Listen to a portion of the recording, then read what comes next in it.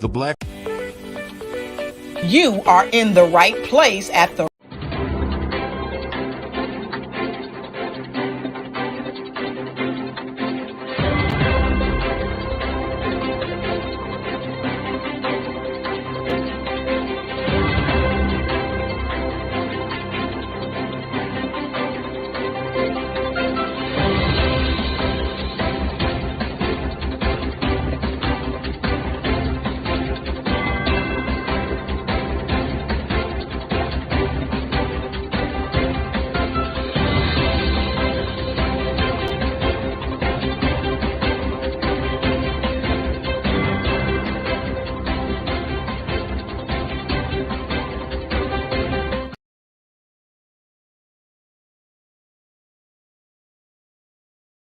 up on your feet.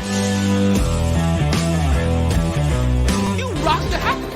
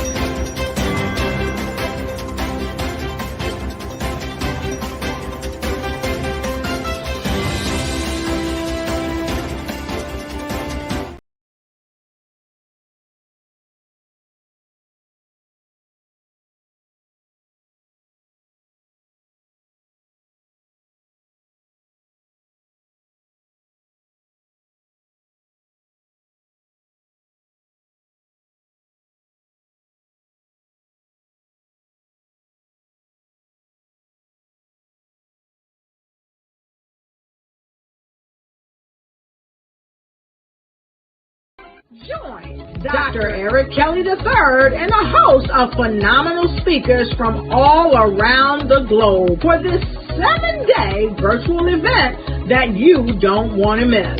The mission of the Black Business Expo is to raise scholarship money from kids all the way from high school, all the way from college. The Black Business Olympics is one of the largest Black business showcases in the world. It is an opportunity for businesses and companies to showcase their businesses globally. We are going to be giving away laptops up to $5,000 away to students.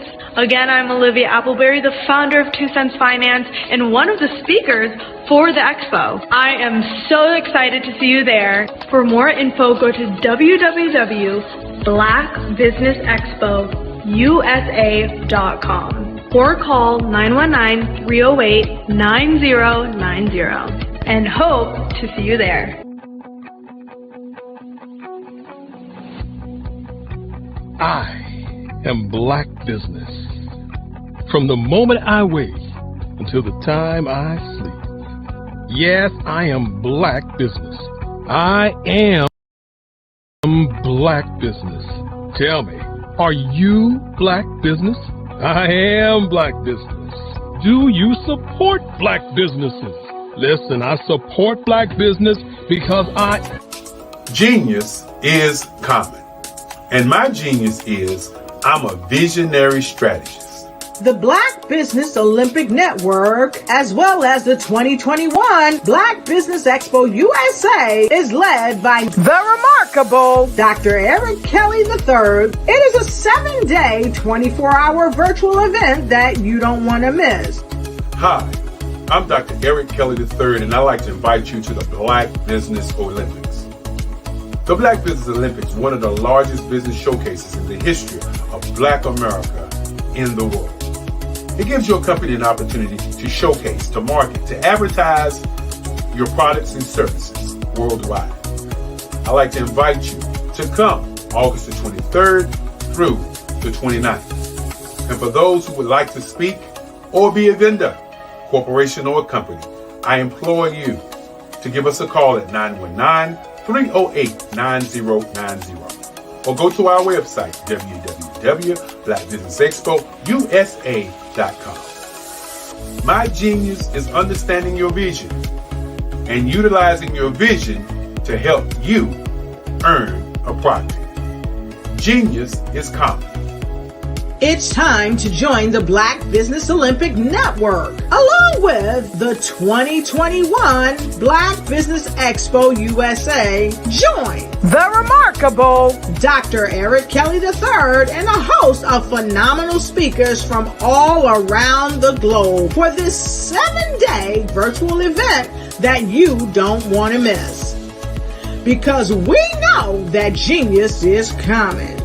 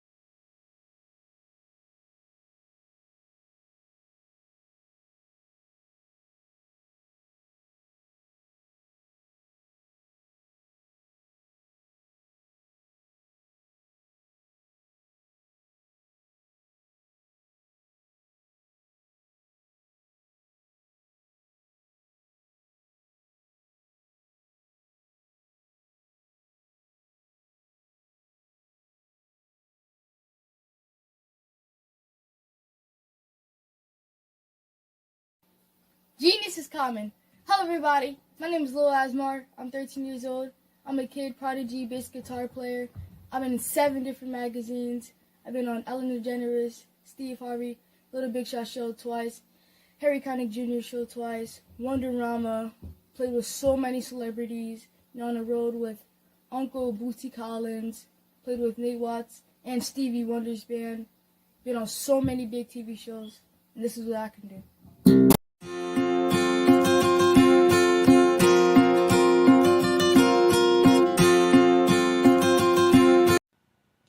Hello, my name is Kiasi Helm and I'm 14 years old. I think my genius would probably have to be setting goals and achieving them. I say this because ever since I was young, I always wanted to be an author, and at age 11 I ended up achieving this. But not only did I end up becoming an author, I ended up becoming a public speaker, a publisher, a business owner, all these great things. The name of my business is Written by Kids Publishing Company. I decided to start this company because I thought it was important for me to help kids my age express themselves through literacy and just achieve their own goals. Because to me, achieving goals is the best thing in the world to feel. It's you just achieving things and aspirations that you set for yourself. And I know that everybody is capable of this, because even if you don't end up achieving the goal, you still tried your best, and that's the most important thing. And everybody is capable of this because genius is common. Thank you.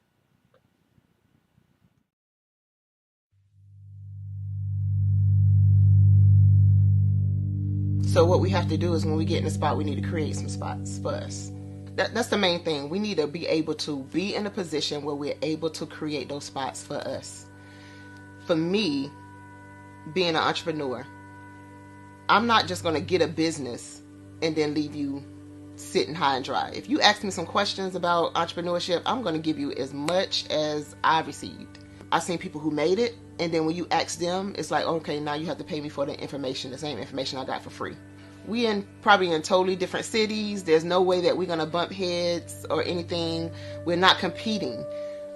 Bring me up with you.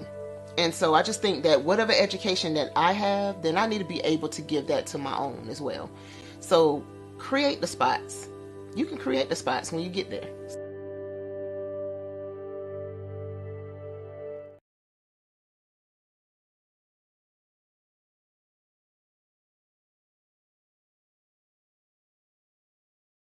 In the world. Sign up today at www.blackbusinessexpousa.com or call 919-308-9090. I am Black Business. I am Black Business. From the moment I wake until the time I sleep, I am Black Business. I am Black Business. Are you Black Business? I am Black Business. Do you support Black businesses?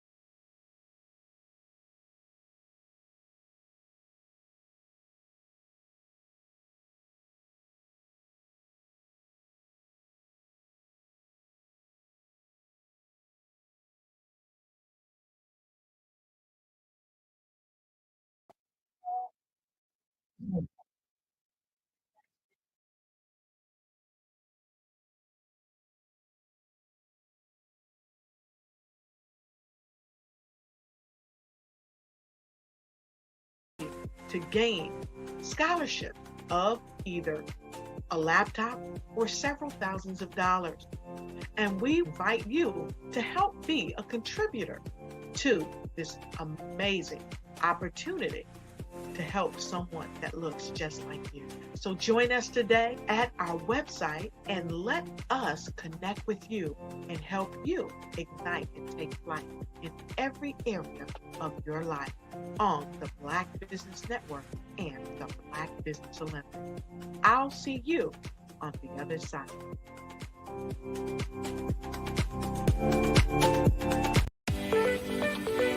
You are in the right place at the right time.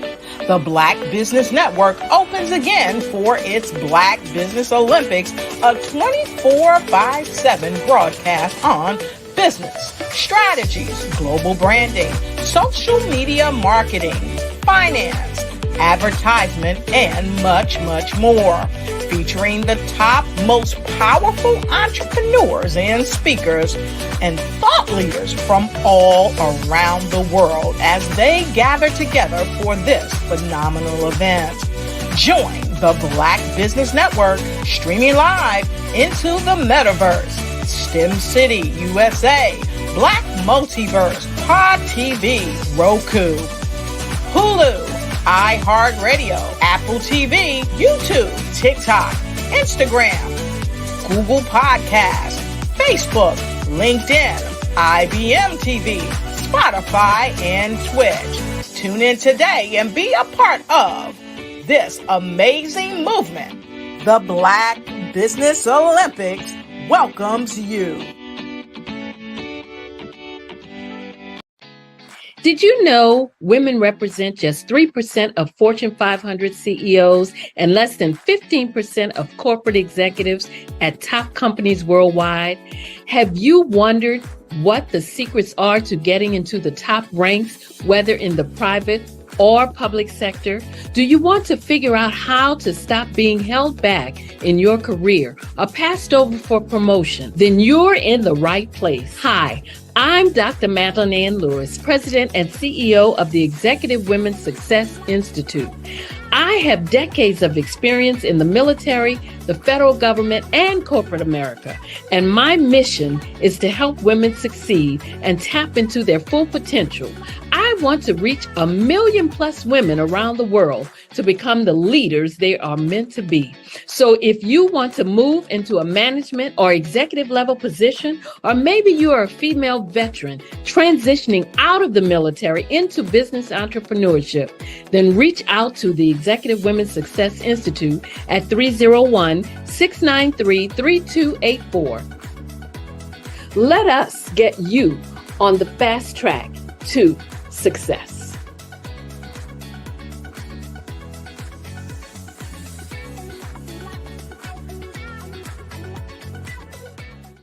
Was born in a little village on the island of Haiti. Many deadly diseases pounded me.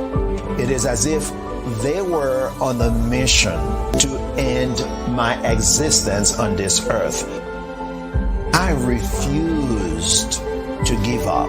In 1983, I left Haiti and came to the United States of America. And I came with $5, 2 shirts. I didn't speak in English. I came to Atlanta. I got a job. I was a doorman. I was a doorman with a dream. What I used to come on stage. I'd rehearse this moment that I'm standing in front of you. That's the power of a dream. Maybe today is the day you begin acting as if you already have it. And then step out with full force. Take a risk. No condition is permanent. Don't let your situation distract you. You are chosen. You are called. You are born for a purpose in this life.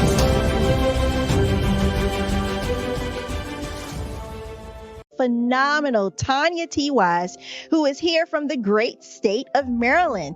Tanya, welcome and thank you for being with us today. Can you indulge our audience a little bit and tell them just a little bit more about who you are and what it is that you do? Well, I love being able to talk to people and have a magnetic attitude, being able to just show them. So I always like to say, level up is Coach at Tanya T. Wise here.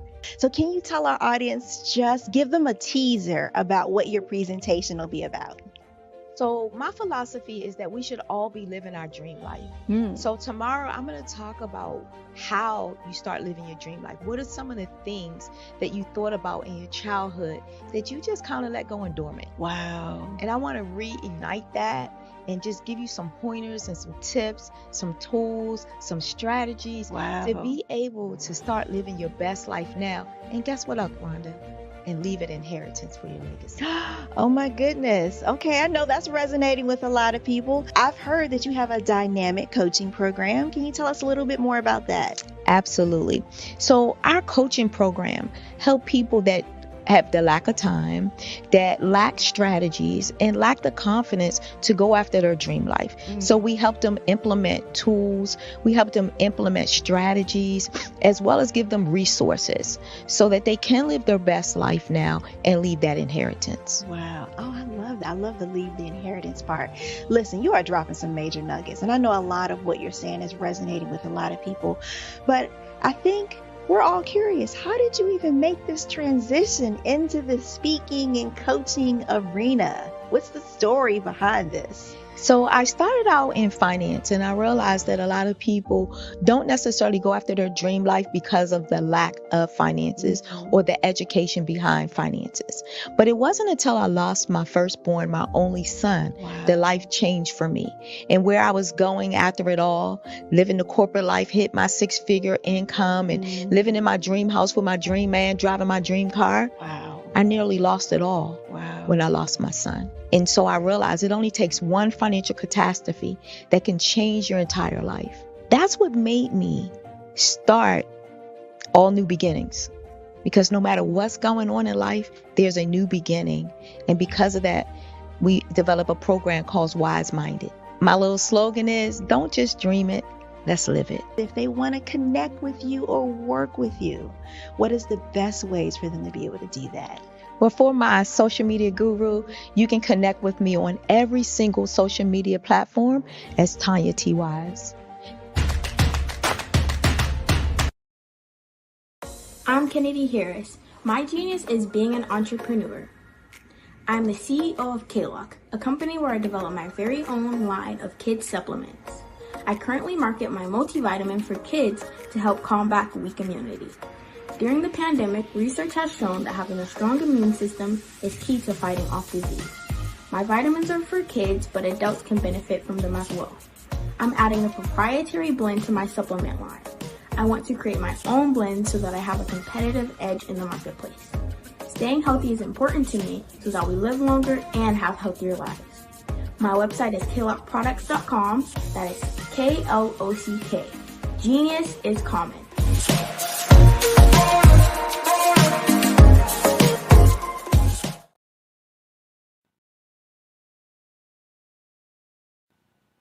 Hello, my name is Kiasi Helm and I'm 14 years old.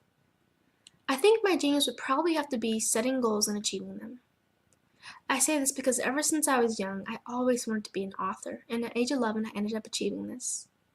But not only did I end up becoming an author, I ended up becoming a public speaker, a publisher, a business owner, all these great things. The name of my business is Written by Kids Publishing Company. I decided to start this company because I thought it was important for me to help kids my age express themselves through literacy and just achieve their own goals. Because to me, achieving goals is the best thing in the world to feel. It's you just achieving things and aspirations that you set for yourself.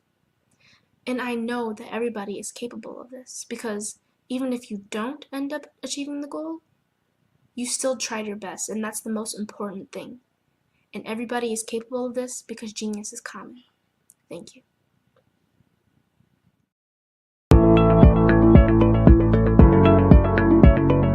Prepare for what's coming and dominate in economic winter. Stand strong and thrive by showcasing your great products and services globally through the Black Business Network and Black Business Olympics.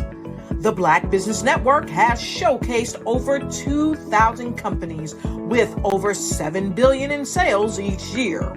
Over 10 million attendees have viewed the rebroadcast each month. Through the Black Business Olympics, unique styles of business training and mentoring are turning students into business owners and entrepreneurial warriors who will dominate in any economy. Gain the ultimate advantage of the Black Business Olympics, 7 days of unbelievable topics and speakers speaking around the globe. Donate your time and experience to provide expertise and scholarships to students worldwide and change the world. Now, more than ever, new insights, tools, strategies, and capabilities are needed. This is your chance for a major presentation to the world. Fill out the form and join the more than 2,000 speakers who have presented to over 200 countries. Join the Black Business Network streaming live into the Metaverse, STEM City, Black Multiverse Enterprises, Hulu, Amazon, YouTube, iHeartRadio, Apple, Facebook, LinkedIn, Pod TV, IBM TV, Spotify, and Google Podcasts. Sign up today. Spaces are limited, and we will see you there.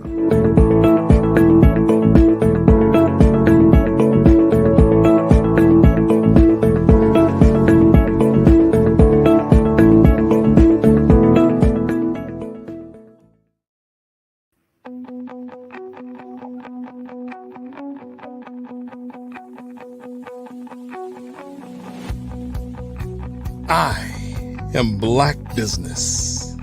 From the moment I wake until the time I sleep. Yes, I am Black business.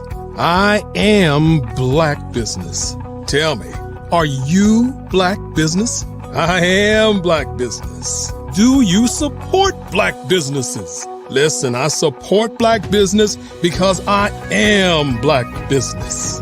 Black Business Expo, one of the largest business showcases in the history of Black business in the world. The world! Sign up today at www.blackbusinessexpousa.com or call 919-308-9090. I am Black business.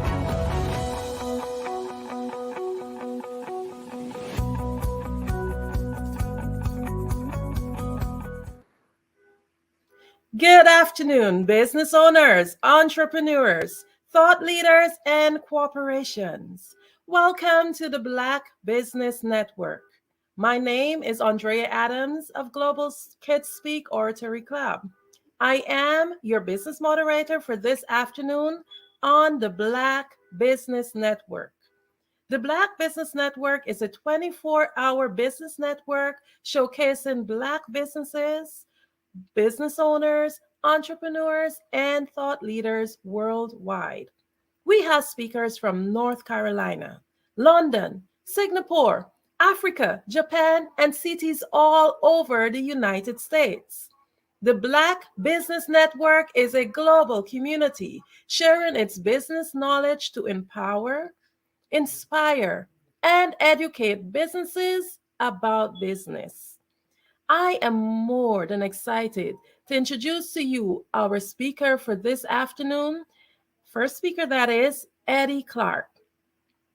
Eddie Clark is a remote video producer and YouTube strategist. In 2013, she opened Virtually in Sync, where she provided video editing services primarily to speakers for the reels before eventually branching out to include YouTube management, strategy consulting, and virtual video production while working with service provider entrepreneurs. I'm just delighted. Welcome, Eddie Clark. Hi, nice to meet you. Hi, Andrea. So nice to meet you. Just for clarification, it's pronounced Edie. Edie, thank you so much. No worries, no worries. Thank you. A pleasure to be here. We are just more than happy to have you. Genius is common, and I'll see you on the other side. Excellent. Thank you all so much. It's really, really an honor to be here to present today, and I am going to talk to you about embracing YouTube. And since that's one of the platforms that this is going out to, I think that actually makes sense. So as Andrea said, I've been doing video and YouTube since 2013, and I've encountered a lot of people over the years being very apprehensive about YouTube and videos in general. And usually it's because we're super uncomfortable about being on camera. And also, I think another issue tends to be for some people, they just don't really see what the results could be from them putting themselves on the line and putting themselves out there on video. And I know that all of the wonderful speakers that have spoken before me throughout this week don't have an issue with that because obviously they were comfortable coming here and presenting to you. But I'm sure that there are probably some people that this message is going to resonate with where you've avoided it for any number of reasons, ranging from just being uncomfortable to maybe you don't really understand what the end result could be for you. And so that's what I kind of wanted to talk about today in today's presentation. So I want for a moment for you to imagine, just imagine that you've gotten over whatever your headaches were, whatever your obstacles were for not creating a video. You've gotten over that and you decide to create a video. And it's not just any video, it's a video that is specific to your target audience. You understand who your audience is. You understand what their pain points, what their problems, and what their needs are. And you create a video, or preferably a lot of videos, that address these issues, and you upload these videos to YouTube. So you have these videos uploaded on YouTube. They are optimized because they are answering a specific question or addressing a specific problem that your ideal audience is experiencing. So after you've uploaded it, you may be saying to yourself, well, I don't even know if this makes sense because I want to get clients.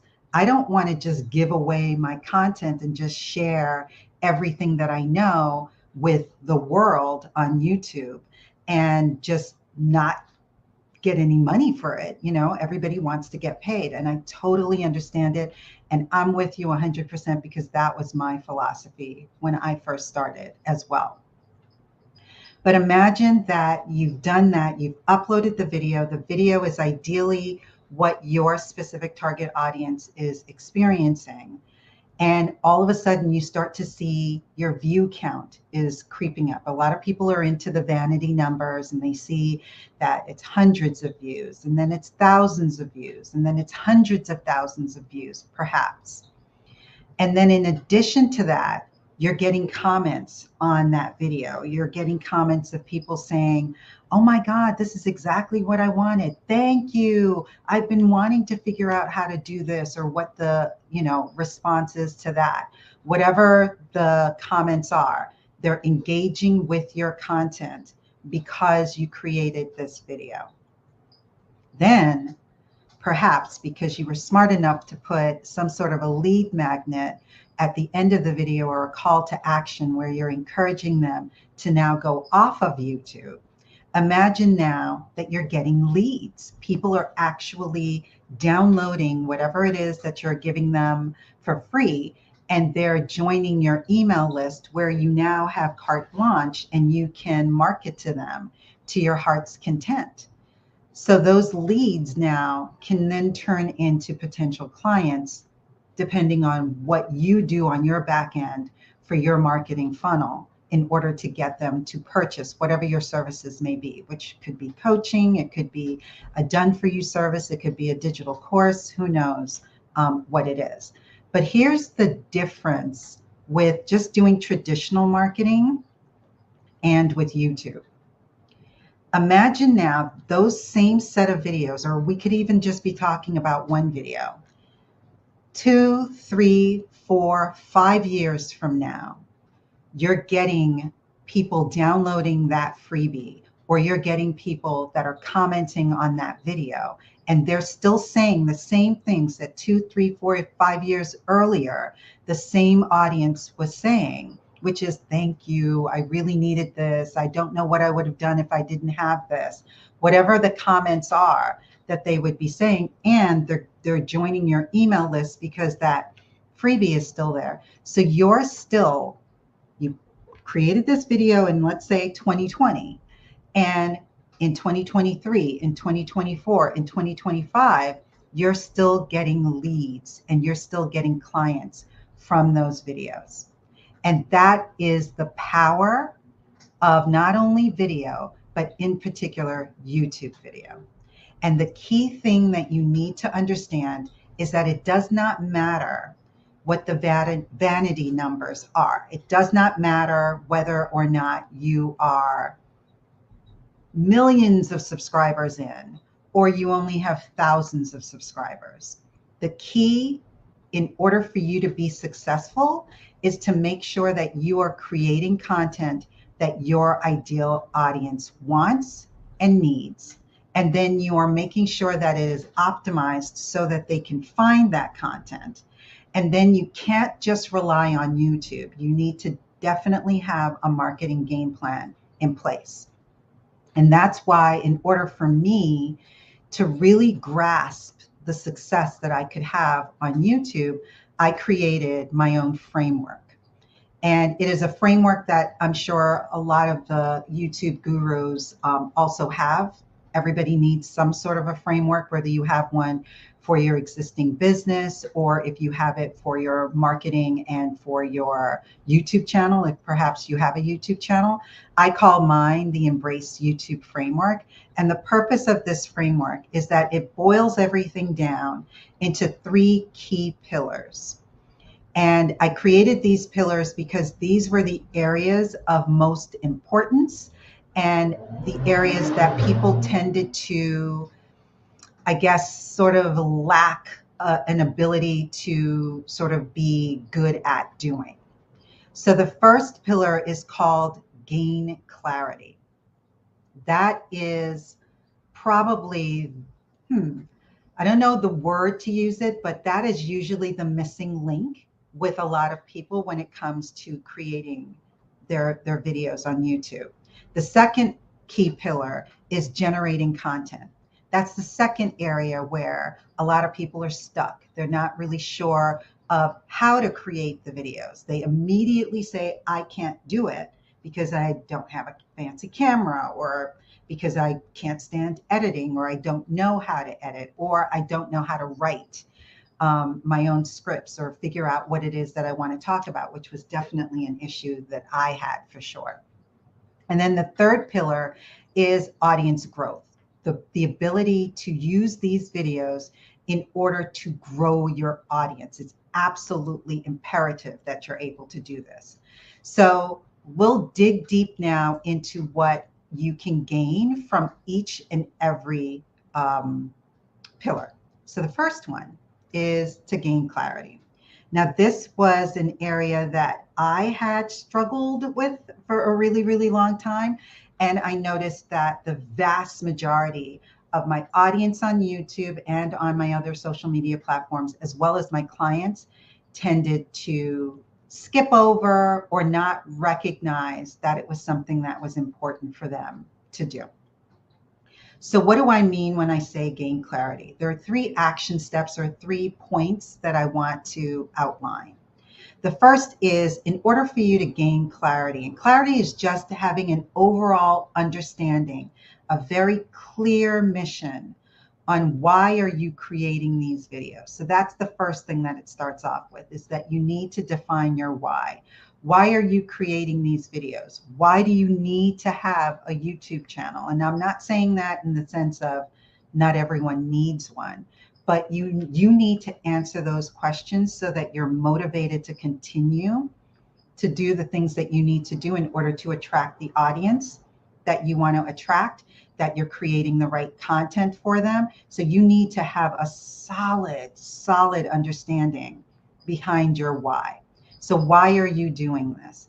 Why does your audience need the content that you're going to create? Because bear in mind, you are having a YouTube channel because you really want to have an outlet and a place where you can share your knowledge and expertise, because you holding on to your knowledge and expertise is not helping anyone.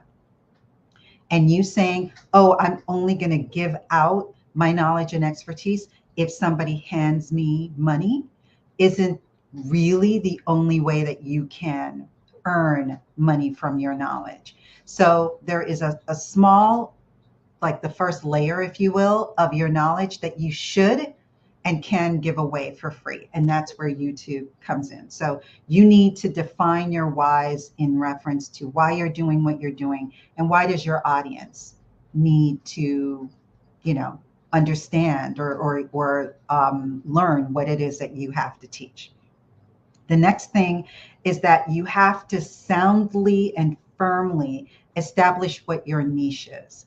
When it comes to YouTube, in my opinion, there are 2 types of content or YouTubers that you'll find on YouTube. There's the camp where they want and intend to blow up their YouTube channel because that is their bread and butter. That is the only thing that they do day in and day out. They are full-time YouTube creators, and that runs the gamut in terms of what niche they're going to be in. It could be a hobby niche. It could be something that you're just passionate about. It could be a number of things. The other camp is for those who want to use YouTube as a marketing tool in addition to the other tools that they're using, whether it be other social media platforms like LinkedIn, Facebook, Instagram, and the others, or if they're doing it in conjunction with, say, for example, email marketing and things of that nature. So you need to soundly establish what your niche is, meaning you need to identify, if I'm soundly establishing my niche, it has to do with video production and with YouTube, but it's not generalized as that. My specific niche is for people who want to share their knowledge and expertise on YouTube. They don't want to become a blow up, big, huge YouTube star. They just want to figure out how can they use YouTube in a simple and easy manner where it doesn't overwhelm and stress them, but at the same time, they're able to churn out content that attracts their ideal audience, that leads them into their sales funnel. That is specifically what I do. And I do that by showcasing and sharing with my audience how to use simple and easy tools, because I always dub myself as lazy. I like to do things the easy and fun and quick way. And that's what I want to teach my audience, because I recognized that my audience was overwhelmed by the thought of even doing a video, let alone putting that video up on YouTube for the world to see. So you need to identify specifically in whatever it is that you do. If it's mental health, what specifically are you doing in mental health? And the reason why you need to establish this niche and really be specific is because if you've ever been on YouTube, you know that YouTube is huge. It has a lot of YouTubers on there. There's a lot of content that people need to go through, and you need to be able to get found in that sea of noise or other YouTubers that are out there. So by niching down, you have a greater chance of getting found as opposed to getting lost if you're too general. If you're too general and all the big guys are covering in that area, then it's going to be highly unlikely that you're going to get found if you're going general as opposed to very specific. And that lends itself to when you're optimizing your content, you need to really specify exactly what it is that you're creating. And then the third thing in terms of getting clarity is you do need to look at what your competitors are doing. I don't like to have to call them competitors. I would rather call them peers. But you need to look and see what others are doing out there so that you can get a gauge on what exactly is missing. What might be the areas where you could fit in and you could be able to shine a little bit, because not everyone is going to be able to cover every aspect of whatever your topic is. And even if they do, this is the key thing that needs to be clearly understood, that even if you have two videos that are on the same topic, it does not mean that the video that's done by the big top-notch YouTube person is going to swallow yours, and therefore no one is going to watch your video. And I know this from just experience and doing this and looking and reading what my comments have been. When I first started, I started out doing a lot of, how do you use YouTube? How do you upload a video? How do you do, all of these things with regards to videos. I wasn't the only person that was doing it. Not that I understood what this framework was by then, but I was winging it. I was just trying various things. And over the years, what I consistently recognized is that even if I created a video that some other big named or multiple big named YouTubers had created, I still specifically had an audience that only wanted and could learn from me. And even though I had a coach eons ago that told me that, I didn't really believe it. And I didn't believe it until I saw it and I experienced it. And I still to this day will do a video that's a popular tool, because again, I like to share easy to use and easy to learn video creation tools specifically. And even if it's a popular tool that a lot of top-notch YouTube creators are creating, I'll still look in my comments and I'll see, oh my God, I can't tell you, the last time I looked at this, someone else's video, I couldn't understand it until I watched your video. Thank you for posting this. Now I get it. Or the other thing that can happen, which is genius that this can happen because it costs you nothing but the time it took you to create the video. I've had plenty of clients contact me after they've seen a tutorial video, and I specifically primarily do tutorial videos. So basically I'm teaching you how to do things on your own. So if that's not the epitome of someone saying, here, take my knowledge and run with it, you don't have to pay me for it, that happens in tutorial videos. And I can't tell you the amount of times I've had a number of tutorial videos, and this has happened as recent as this year, where I've created the video, I've shown you from soup to nuts exactly how to use this tool. And I will get clients from that because they've chosen to not do it themselves. When they originally were searching online and they came upon my video, and probably others that have done videos on the same topic, they've opted not to do it themselves and they are hiring me. So it's almost like that tutorial video is sort of like my audition tape, if you will.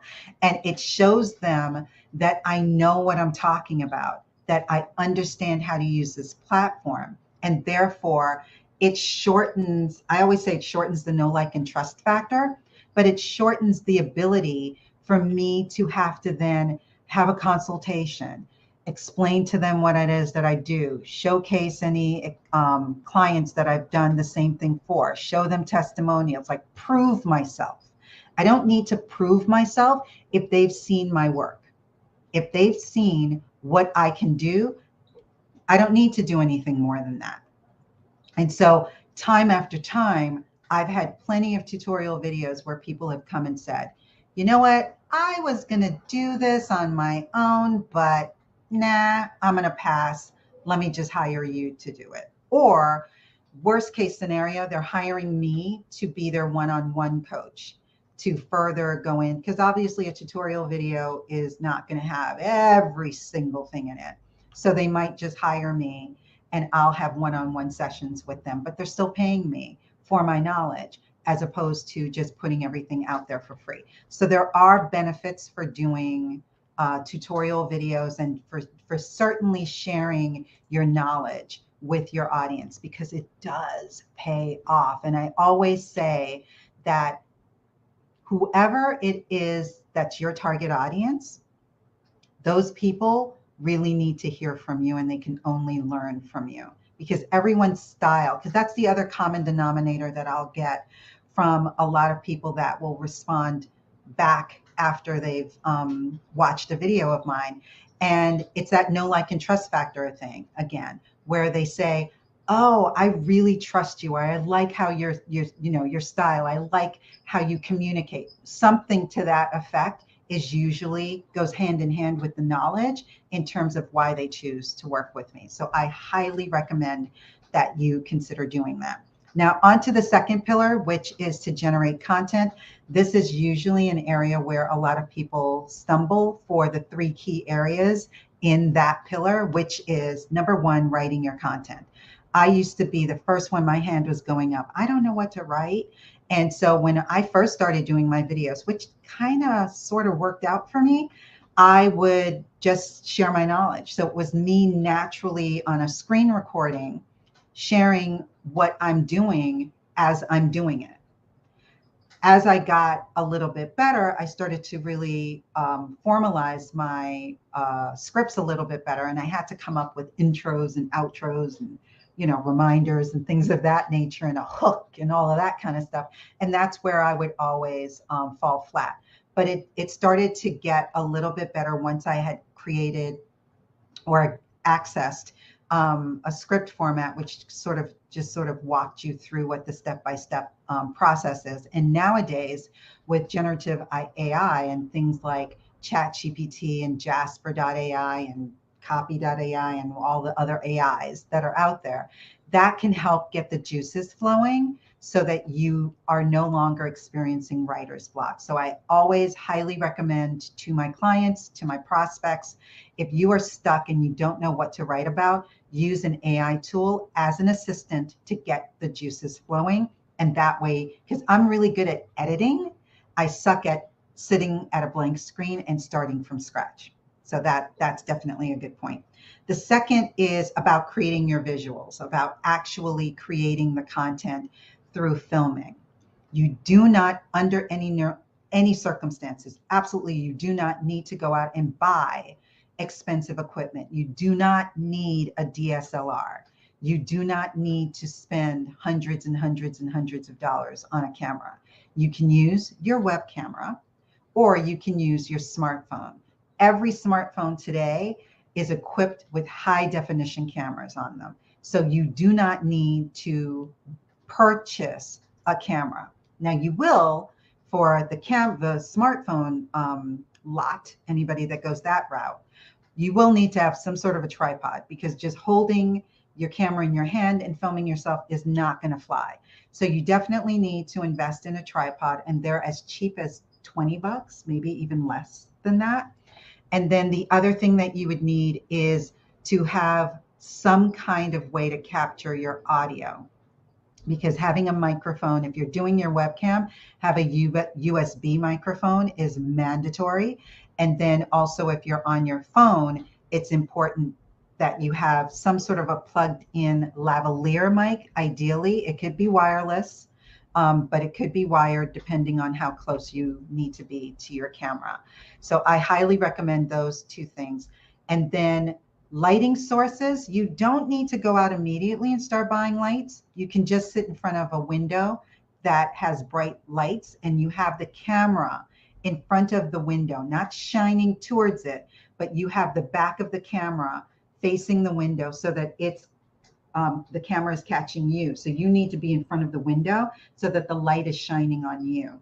You don't want to have the window behind you because that's just going to cast a shadow, especially for us with extra melanin in our skin tone. We need to make sure that we're lit properly and no shadows unnecessarily are casting on us.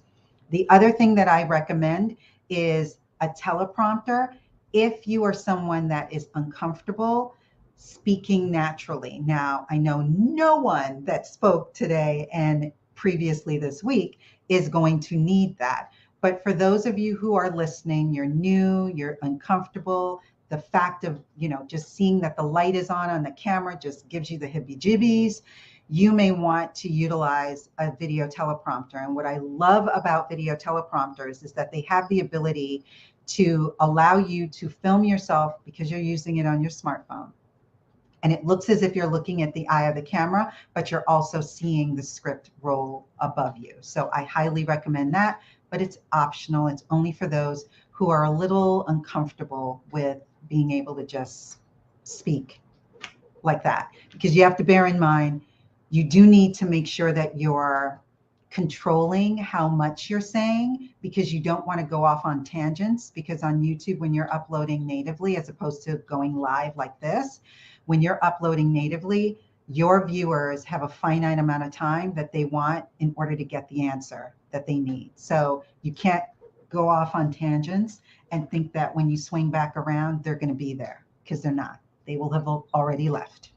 So that's why I recommend video teleprompters. Now, the third area is assembling your flick, your movie, your video, whatever it is that you want to call it. And that's important because you can't really just film yourself and say, okay, here you go, it was perfect. The only way that you can really ultimately film yourself and not have to worry about what the consequences ultimately could be is if you're doing a live stream. Live streams or webinars, whatever you want to call them, are definitely a different animal. And if you're more comfortable doing that, then I would say do that, because it's content, regardless of how you look at it. It may not have been glossy and edited perfectly, but it's still content. And I would just recommend, especially if you want to utilize the power of YouTube, I would recommend that you make sure that you're going live on whatever platform it is that's your favorite. So for me, I'm obviously YouTube, but my second favorite platform is LinkedIn. So whenever I go live, I'm going live on LinkedIn and I'm going live on YouTube. So I would just recommend that you also go live on YouTube, because A, your audience that's already on there will be able to find it. And then B, it's still going to be, if it's optimized, I would go in and possibly tweak the title and possibly the thumbnail. If after you've already filmed it, it's already in the can, I would go in and tweak some things on there so that it could get found a little quicker and easier in search. But I would experiment. So I would throw in some live streams with some pre-recorded videos and sort of kind of get some sort of a gauge on how that is working for you. But I highly, highly, highly recommend that you do live streaming or webinars if you're uncomfortable with just the thought of editing. But the good news is that today in 2023, no one really should be saying, I can't edit. Because if you have been following any of the AI tools that are out there, there are a lot of easier ways to edit videos nowadays. You can edit videos by text. So that basically means that you can take the transcript, you can upload your videos to platforms where it allows you to transcribe your video, which a lot of tools are automatically transcribing now. And then from your transcription, you can treat that like you would a Word document or a Google Docs document.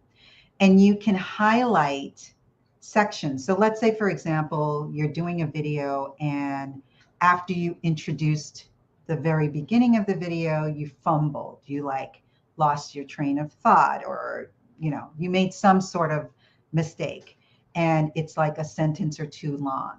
You don't have to worry when you're filming, which was another headache that a lot of people used to have, is that, oh God, I have to start all over. You don't have to. I always recommend if you make a mistake while you're filming, pause for like 3 seconds and then start again, because you can remove the mistake in editing. But now with text, you don't even have to pause. You could just keep going. And what you do is when you get into the platform, you highlight the words where you made the mistake and you delete it. And it poof is gone from your video. So that's how editing is today if you want to quote unquote do it manually or do it yourself. But with AI, there are other platforms that exist that allow you to upload your video. It will transcribe your video for you, but it will also edit your video for you. Now, there is only one that I've been playing around with that will edit out mistakes.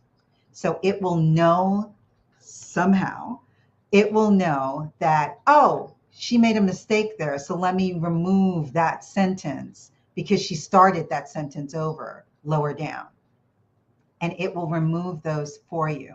There are platforms that will just strictly edit, but they won't remove the mistakes. I'm betting those platforms within a matter of months, I'm going to say possibly a year or so, will be able to edit out mistakes. So gone soon are going to be the days where you can say, I don't know how to edit.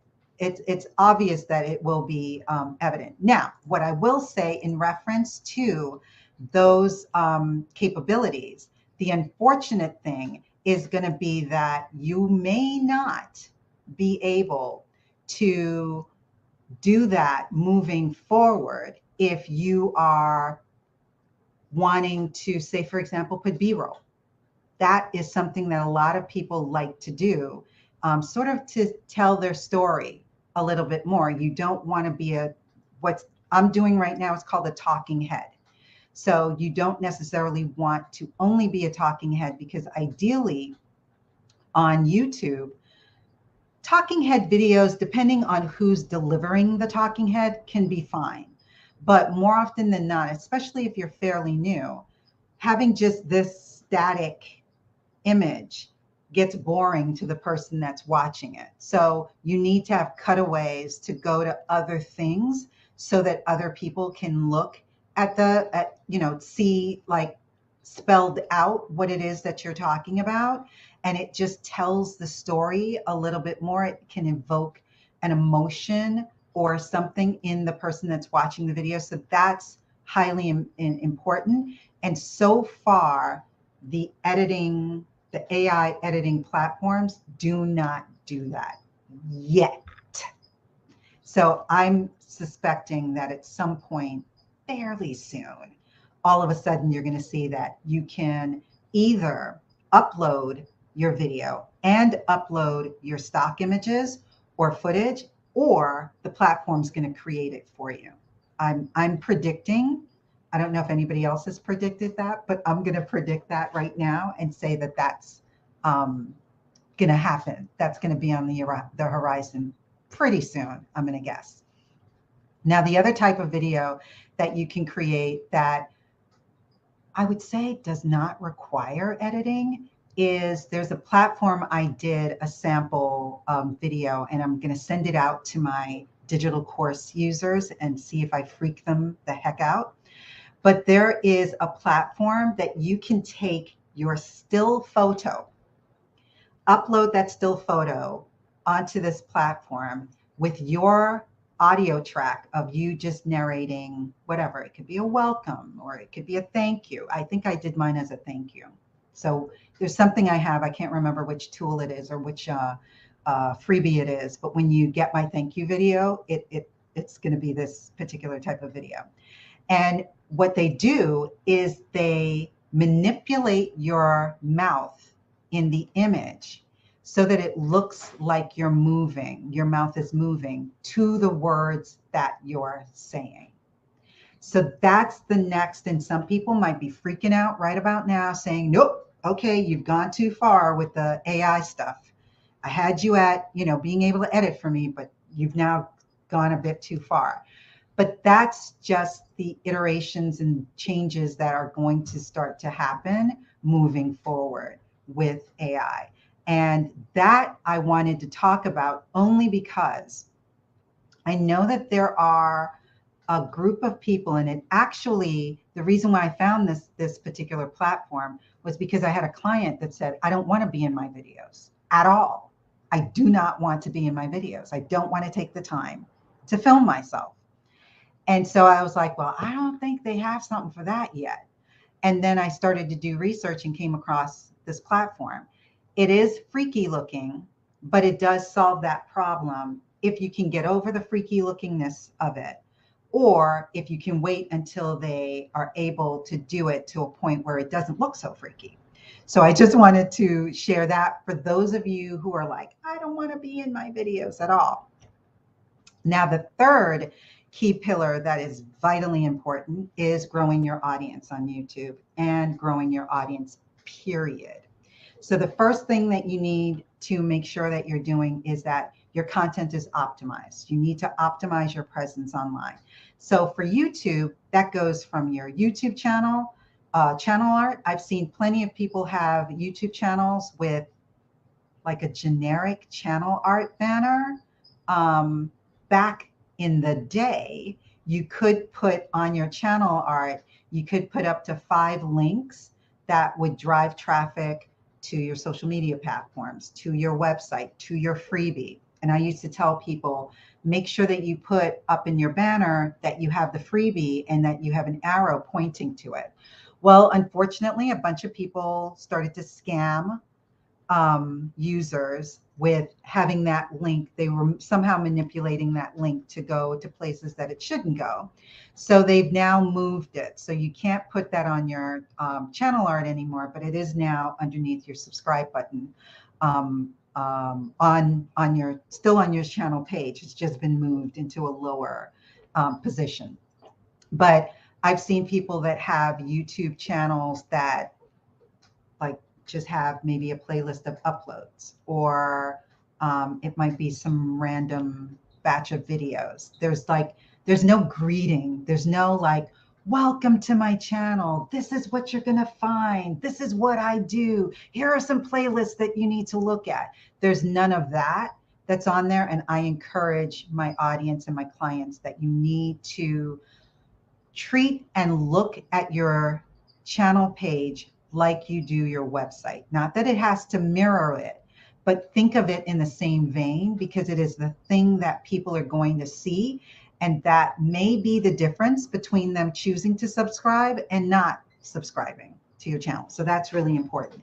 And then obviously optimizing all of your videos to make sure that they are optimized using the same keyword terms that your ideal audience is using. And then the last two, Andrea, I know I gotta go, but the last two are making sure that your videos are sharing with your audience what they need to do next. Do you want them to subscribe to your channel? Do you want them to do something? What is it that you want them to do? And then the last most important piece is you need to share it beyond the platform of YouTube. YouTube is not going to do all of the work for you. You need to do your due diligence and share your videos to your email list, on your blogs, on your social media platforms as well, and constantly share it, because you can't leave all of the hard lifting and heavy lifting to YouTube alone. So that's me. Thank you so much. I know I probably went over a little bit, but. Wow, thank you so much, Edie. This has been a wealth of information, and I know our listeners will leave here today with added value to their business and to their lives. Before I let you go, can you just tell us how we can get in contact with you? Oh, sure. My website is edieclarke.com, and that's EDIECLARKE.com. And then you can reach me on YouTube, LinkedIn, and Facebook. I'm not on Facebook that much, at Virtually in Sync. And I could spell that out if you need to. VIRTUALLYINSYNC. And yeah, those are and I'm on Alignable as well, if anybody's on Alignable. Thank you so much. Thank you. Genius is common, and I'll see you on the other side.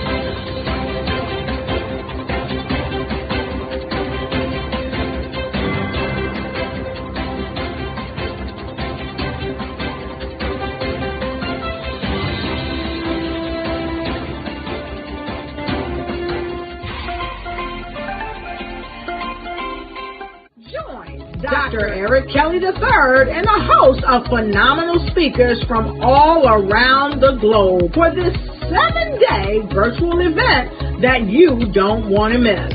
The mission of the Black Business Expo is to raise scholarship money from kids all the way from high school, all the way from college. The Black Business Olympics is one of the largest Black business showcases in the world. It is an opportunity for businesses and companies to showcase their businesses globally.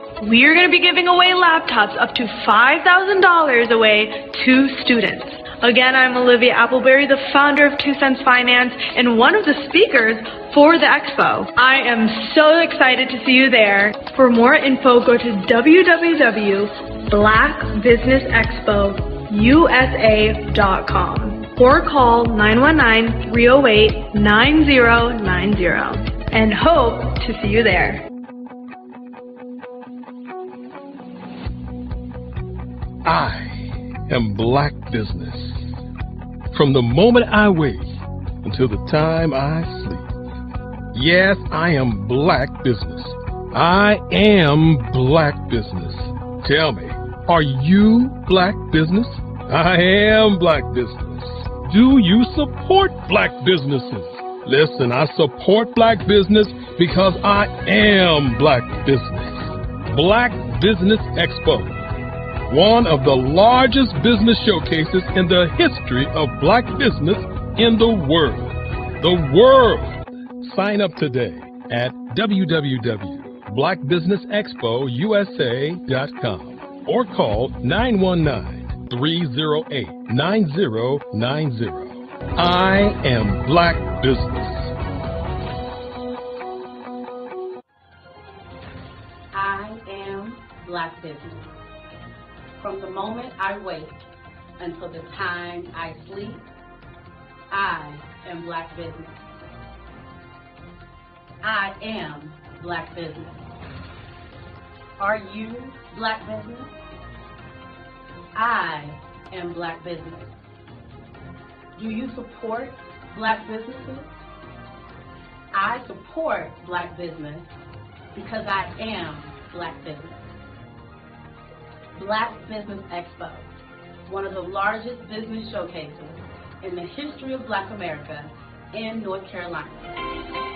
Join Dr. Eric Kelly III and a host of phenomenal speakers from all around the globe for this 7-day virtual event that you don't want to miss. The mission of the Black Business Expo is to raise scholarship money from kids all the way from high school, all the way from college. The Black Business Olympics is one of the largest Black business showcases in the world. It is an opportunity for businesses and companies to showcase their businesses globally. We are going to be giving away laptops up to $5,000 away to students. Again, I'm Olivia Appleberry, the founder of 2 Cents Finance and one of the speakers for the expo. I am so excited to see you there. For more info, go to www.blackbusinessexpousa.com or call 919-308-9090 and hope to see you there.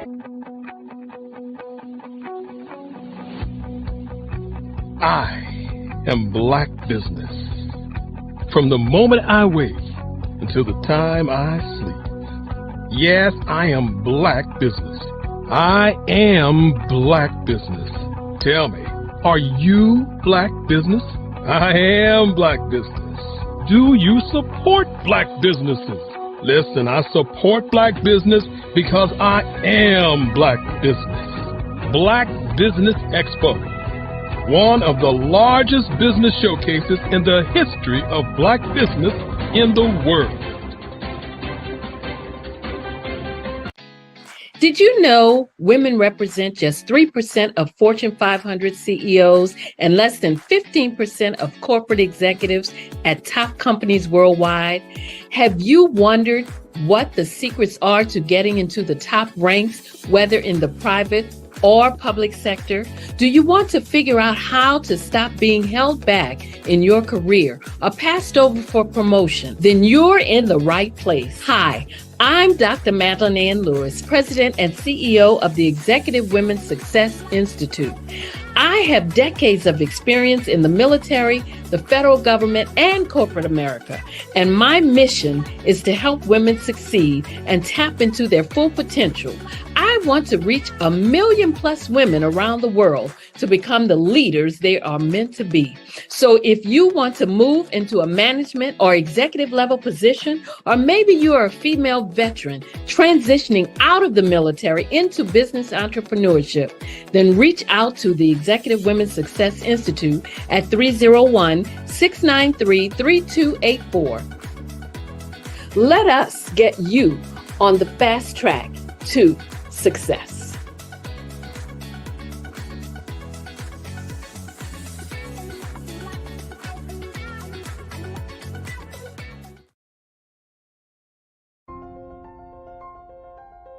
What if you could build your own city? A place where every child can find nurturing people to help them achieve their full potential. A place where every adult can access job training support, where health education is abundant, where social justice ruled the land. A place without limitations. Welcome. You have arrived at STEM City, USA. It is what every city should be. A safe and trusted community where you find people and resources to help you become everything you are and beyond. STEM City is unlike anything you have ever experienced. It is a digital twin of the world around you, only better. STEM City is about energy and soul renewal. It is more than a digital world. You can almost feel the power of live cultural events, music, and theater. STEM City promises a better future for children with caring mentors and hands-on activities with dedicated tutors to support our youth. STEM City is your passport to a healthy lifestyle with weekly events addressing our community's many issues. STEM City is your financial well-being with helpful information on wealth management, career advancement, job training, and so much more. STEM City is the community you deserve. It is the city where your dreams can come true.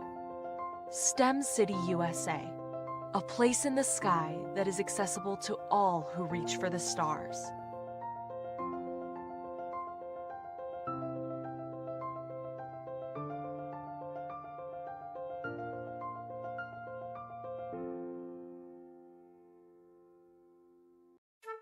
This is Dr. Arnold T. Petsworth. He's the owner of Petsworth Vet World. Business was steady, but then an influx of new four-legged friends changed everything. Dr. Petsworth welcomed these new patients. The only problem, more appointments, meant he needed more space. That's when Dr. Petsworth turned to his American Express business card, which offers flexible spending limits that adapt with his business.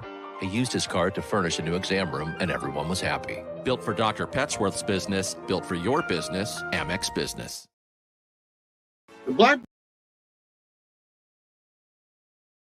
Black Business Expo's mission is to raise funds for high school seniors going to college or K through 12 entrepreneurs. This expo is a fundraiser for students. Please, you may go to www.blackbusinessexpousa.com to donate to the scholarship fund or use the Cash App at $BBXUSA. Our goal is to give laptops and up to $5,000 to 10 students. Students can register online at www.blackbusinessexpousa.com. Every dollar counts. Please donate to the Black Business Expo USA Scholarship Fund.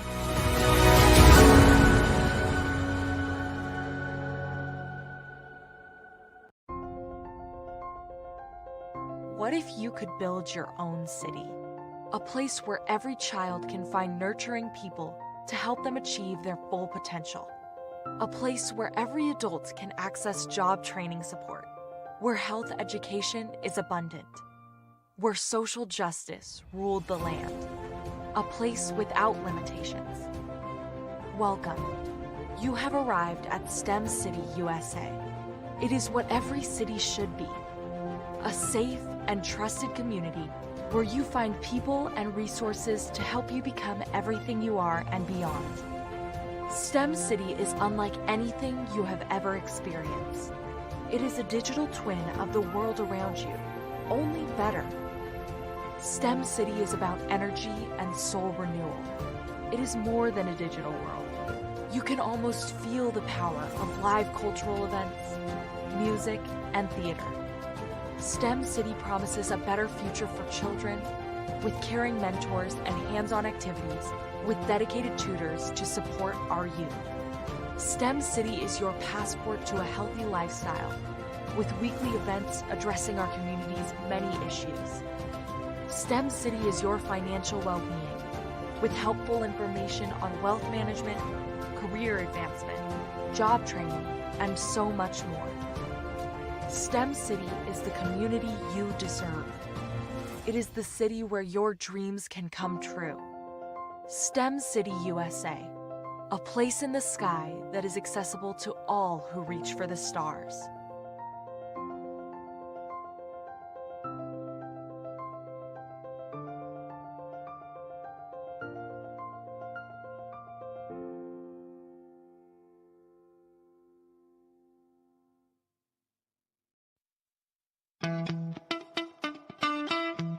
How many times have you been asked to help someone you didn't even know, a student, a business entrepreneur? Or did you ever even ask, where did they end up? That business, that friend, that entrepreneur. Well, just maybe they ended up in a gang, bankrupt, homeless, or worse, dead. Maybe they turned to crime, drugs, and alcohol. Did you ever wonder? Did you destroy their dream, or was your life always so easy?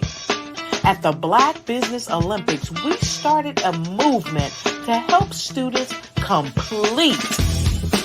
Give them hope and foster success. Help them to leave their dreams of providing laptops, computers, and up to $5,000 in scholarship funds. Today, we ask you to help a student, a business owner, or an entrepreneur to realize their dream by sponsoring them, supporting them, and buying from them. Consider this. With $1.6 trillion in our Black community, we only ask for a small donation for our students, our businesses, and our entrepreneurs. And you can change a life today. So I ask you, what are you going to do? Sit on the sideline and watch our students in high school be leaders, miss out on their dream from lack of resources? Or are you going to donate to the movement and change their future and yours as well? Give us a call today at 919-308-9090. Change their life by investing with action to the Black Business Olympic Fund. The Black Business Olympics, one of the largest business showcases of Black business in the history of the world.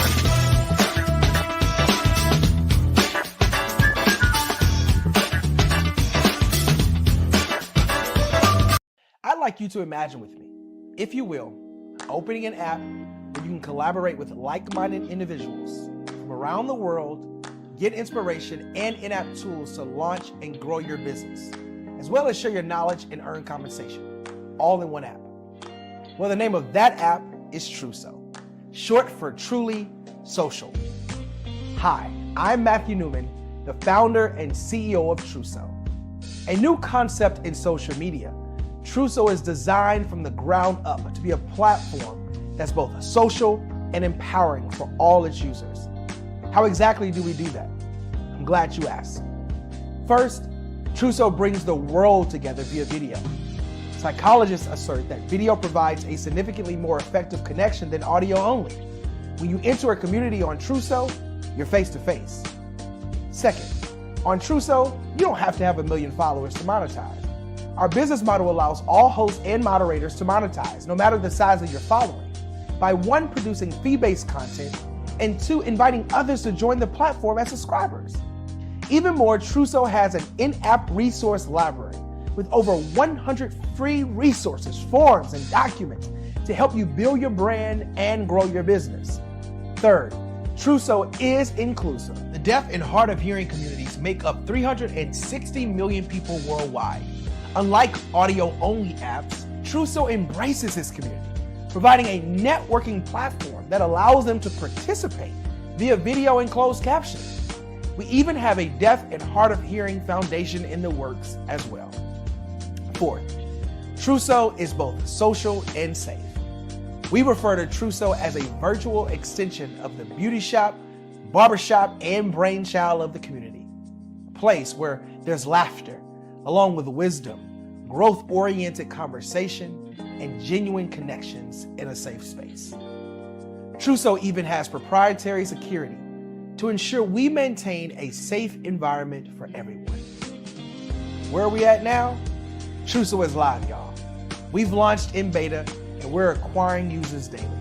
We have an incredible development and marketing team, plus amazing celebrity influencers at the table, helping us spread the word around the globe, beginning within the African diaspora and beyond by creating a safe space for growth, connection, and collaboration.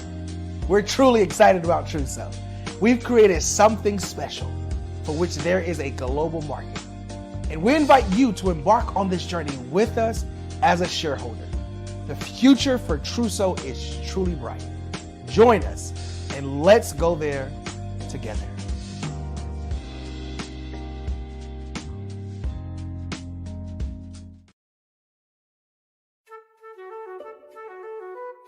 This is Dr. Arnold T. Petsworth. He's the owner of Petsworth Vet World, a veterinary clinic in Hopton, Connecticut. His patients include dog, cat, frog, fish, Goldie, dog, and this alpaca. Due to doctor-patient confidentiality, we can't tell you their names. Business at Vet World was steady, and then quarantine hit. Neighbors brought new four-legged friends into their homes. Bunnies. Bunnies everywhere. Dr. Petsworth welcomed these new patients with open arms. The only problem? There were more appointments than he could manage. That's when Dr. Petsworth turned to his American Express business card, which offers spending potential that's built for his changing business needs. He decided to hire a new assistant, Julio, and with spending power built for business purchases, he used his card to furnish a new exam room. Together, Dr. Petsworth, Julio, and American Express Business made sure all the pets of Hopton got the love and care they deserved. And everyone was happy. Get the card built for business by American Express.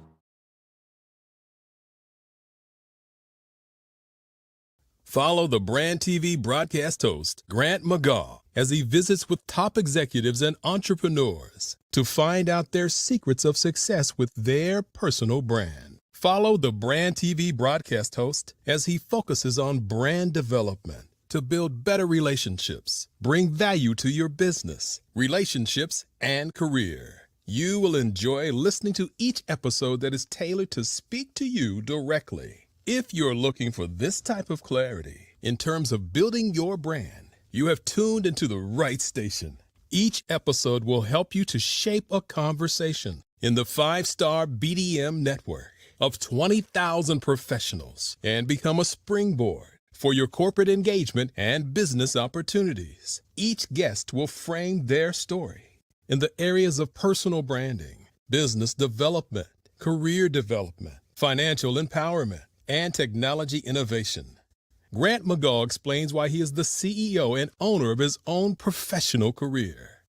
Grant is an accomplished business leader and entrepreneur who wants to give back to individuals to grow their personal brand strategy.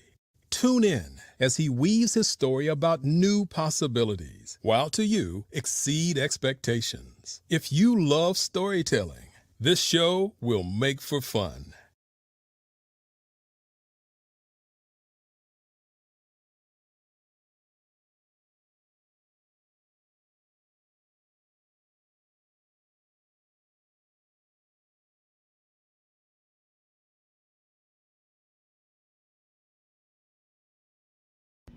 Why do I do what I do?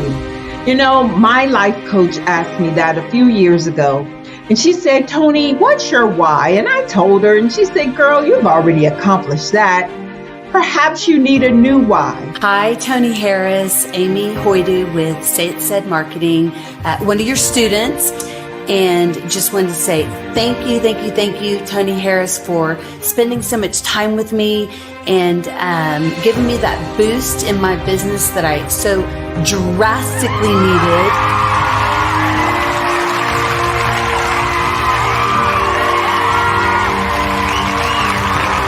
My why is to touch, move, and inspire my clients to take drastic steps to be better than they were before they met me. I'm a resource. I'm a connector. I want to help people build deeper relationships that are beneficial to their life and business. That's what I do best. So, first thing you got to do is show up. And speaking is a way to magnetically attract your ideal client to you. How many of you use social media that way? Absolutely, and this is how you look to the world. Drastic steps are the steps that are needed to be successful. And my business is drastic denotes a mindset. Getting out of your comfort zone. Doing something that you don't necessarily feel comfortable doing, want to do, but you know it's a necessary step to be successful in your business. I get the most satisfaction when I see my connections flourishing into relationships long after I am gone. Hi, my name is Jasmine Augustine with Media Jasmine, and I've joined several networking and referral groups in the area. And Network in Action Northeast Houston with Tony Harris Taylor is one of the best organizations that I've joined. I love that piece of what I do, and it is what fuels my fire.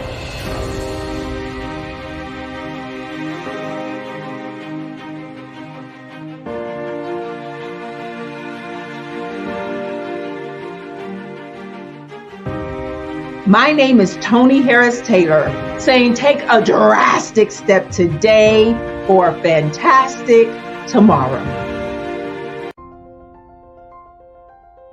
What if you could build your own city? A place where every child can find nurturing people to help them achieve their full potential. A place where every adult can access job training support, where health education is abundant, where social justice ruled the land. A place without limitations. Welcome.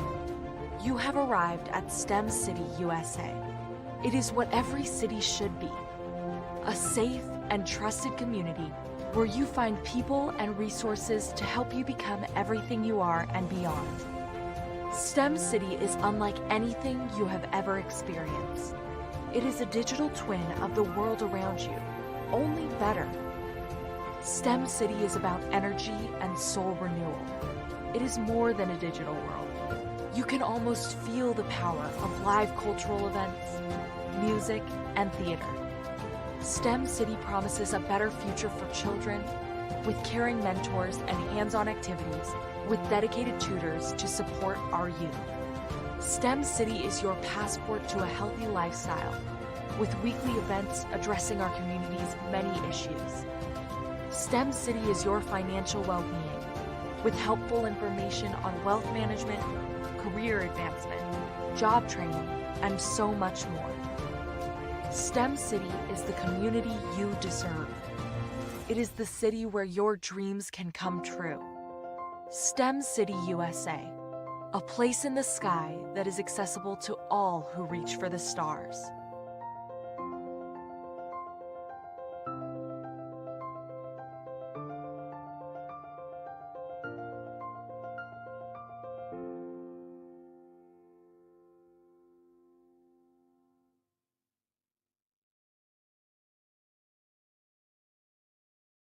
I'm Ramon Ray, founder of Smart Hustle Magazine and smallbiztechnology.com.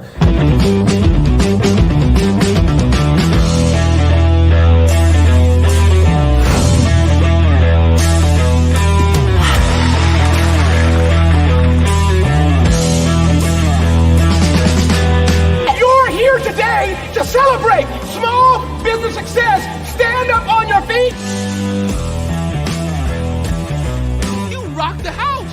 It was amazing. Didn't we learn? For me, success comes from failure.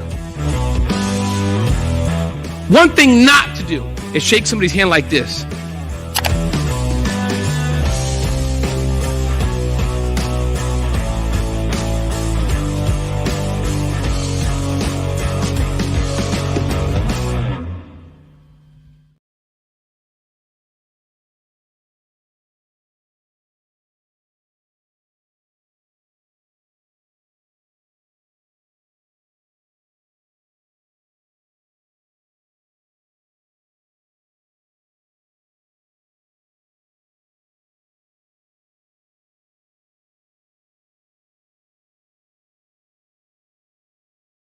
I was born in a little village on the island of Haiti. Many deadly diseases pounded me. It is as if they were on a mission to end my existence on this earth. I refused to give up. In 1983, I left Haiti and came to the United States of America. And I came with $5, 2 shirts. I didn't speak any English. I came to Atlanta. I got a job. I was a doorman. I was a doorman with a dream. What I used to come on stage. I'd rehearse this moment that I'm standing in front of you. That's the power of a dream. Maybe today is the day you begin acting as if you already have it. And then step out with full force. Take a risk. No condition is permanent. Don't let your situation distract you. You are chosen. You are called. You are born for a purpose in this life.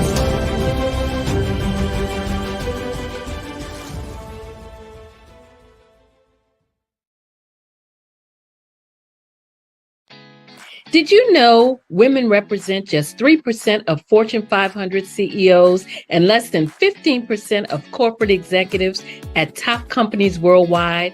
Have you wondered what the secrets are to getting into the top ranks, whether in the private or public sector? Do you want to figure out how to stop being held back in your career or passed over for promotion? Then you're in the right place. Hi, I'm Dr. Madeline Ann Lewis, President and CEO of the Executive Women's Success Institute. I have decades of experience in the military, the federal government, and corporate America, and my mission is to help women succeed and tap into their full potential. I want to reach 1 million plus women around the world to become the leaders they are meant to be. So if you want to move into a management or executive level position, or maybe you are a female veteran transitioning out of the military into business entrepreneurship, then reach out to the Executive Women's Success Institute at 301-693-3284. Let us get you on the fast track to success.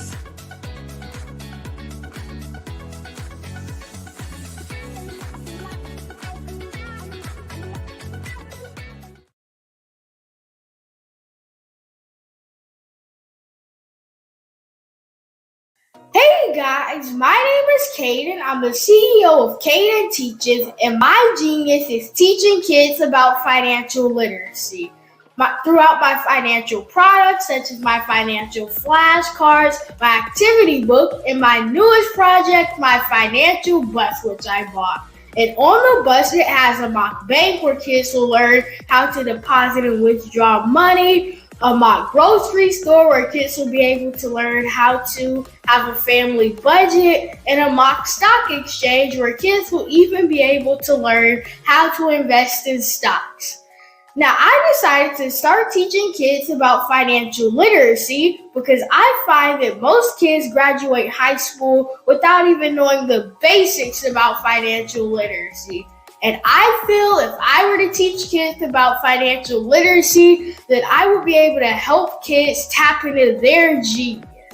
And I actually learned about financial literacy to my dad because I would go to business meetings with him, and I would always see that they were talking about financial literacy. And at that point, I didn't understand what financial literacy was. So I took it upon myself to learn about financial literacy and teach it to kids in a way that they could understand. But I want you guys to help me help kids tap into their genius by going to my website, cadenteaches.com, and you can sew into me in my financial bus by going to my GoFundMe link. And remember, if Caden can, you can too. Because genius is common. Hello, my name is Kiasi Hellman. I'm 14 years old. I think my genius would probably have to be setting goals and achieving them. I say this because ever since I was young, I always wanted to be an author, and at age 11, I ended up achieving this. But not only did I end up becoming an author, I ended up becoming a public speaker, a publisher, a business owner, all these great things. The name of my business is Written by Kids Publishing Company. I decided to start this company because I thought it was important for me to help kids my age express themselves through literacy and just achieve their own goals. Because to me, achieving goals is the best thing in the world to feel. It's you just achieving things and aspirations that you set for yourself. And I know that everybody is capable of this because even if you don't end up achieving the goal, you still tried your best, and that's the most important thing.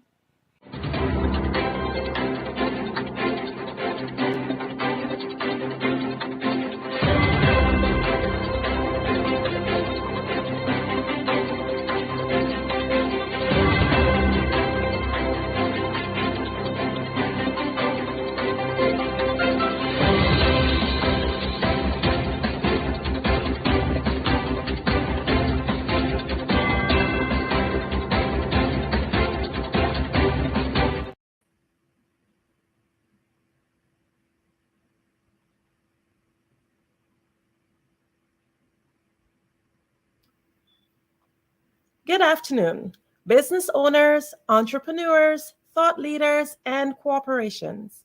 Welcome to the Black Business Network. My name is Andrea Adams, and I am your business moderator for this afternoon on the Black Business Network. The Black Business Network is a 24-hour business network showcasing Black businesses, business owners, entrepreneurs, and thought leaders worldwide. We have speakers from North Carolina, London, Singapore, Africa, Japan, and cities all over the United States. The Black Business Network is a global community sharing its business knowledge to empower, inspire, and educate businesses about business. It is my pleasure to introduce to you this afternoon our second speaker, Enolia. Enolia is an award-winning international speaker and author, global influencer, social entrepreneur, multi-award-winning life business coach, and global ambassador for peace. She is the CEO of Enolia LLC, Director of Operations for Vision Afrique Development, co-founder of Easy Step Group Management Consulting, and CCO for Fave Unite TV. She is the founder and CEO of Expressions of Humanity Foundation, which provides emergency documentation aid, promotes global activism, and provides life skill training for underserved community. It is my pleasure to introduce to you Enolia.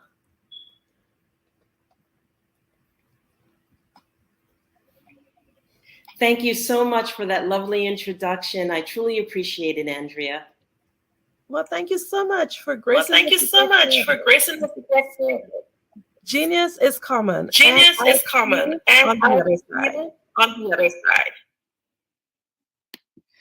I'm so happy to be here, and I'm here to discuss with you and introduce to you Vision Afrique Development.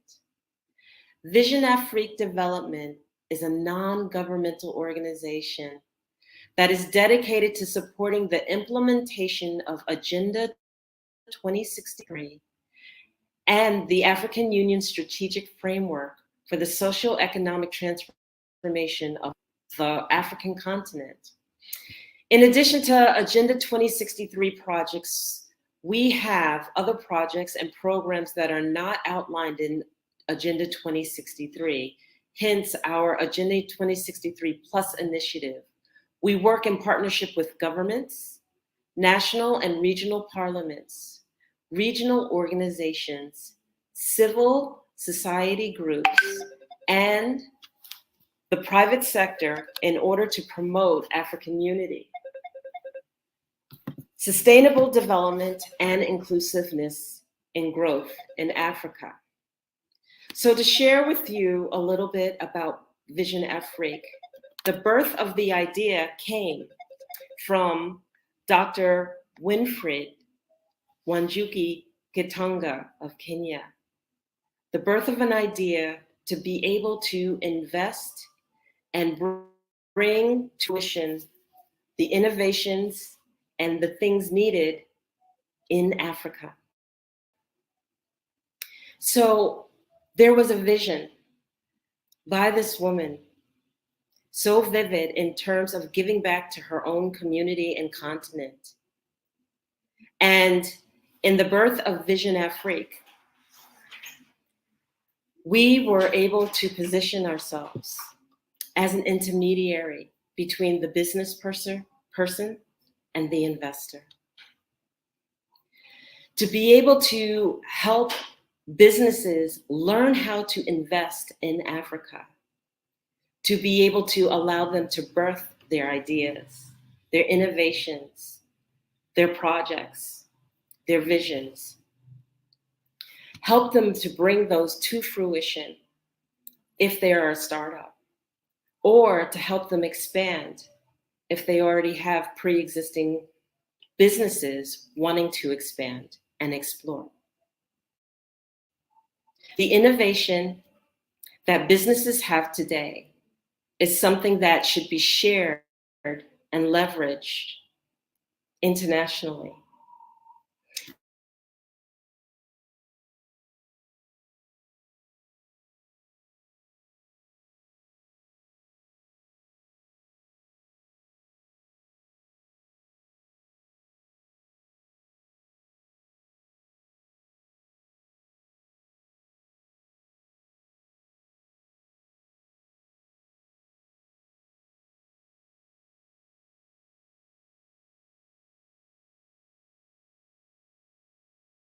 As women, you and I will contribute more to our organizations, more to our families, and more to our communities.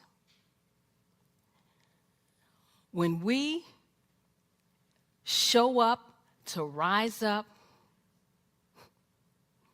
everyone wins.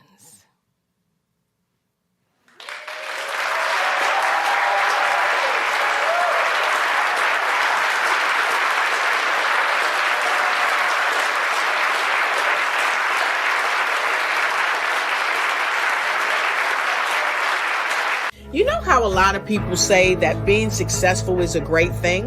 Well, it really is. Yet having a successful mindset is the thing that propels people to their ultimate success. Now, many of us get stagnated. So, have you been stagnated and stuck from realizing your dreams because of fears and uncertainties and your mind telling you what if, and you never move into action? Well, you don't have to be stuck anymore.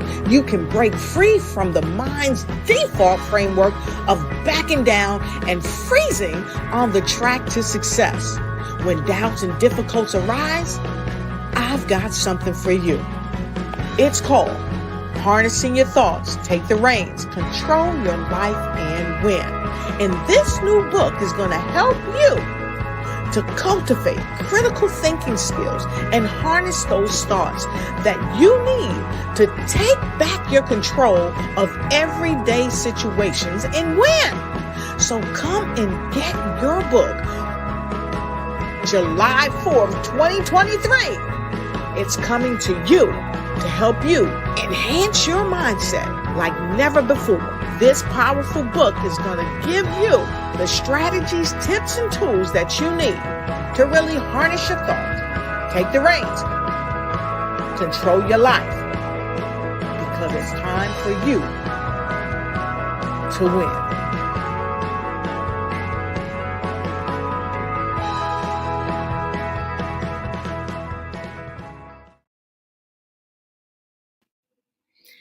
So where was I? I lost internet connection. Thank you so much for bearing with me. So understanding that businesses and innovations want to come to Africa, what Vision Afrique has done is has created a channel so that we can match the business owners and developers who want to create their projects here in Africa and then take their projects and prepare them so that they can meet investors and so that they can find investors interested in their projects. Projects range from clean air, innovations, technology, food sourcing, a plethora of various different types of projects. Some of our projects will range from agrivoltaics. And if you're not familiar with that, that would be bringing in clean energy through solar panels.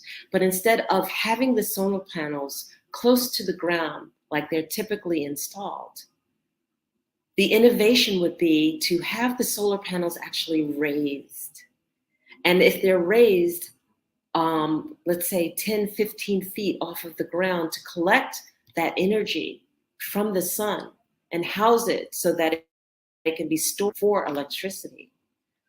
That leaves the ground with the opportunity to be cultivated with plants, with food, so that you're growing food while on the same token you are collecting clean energy from the sun.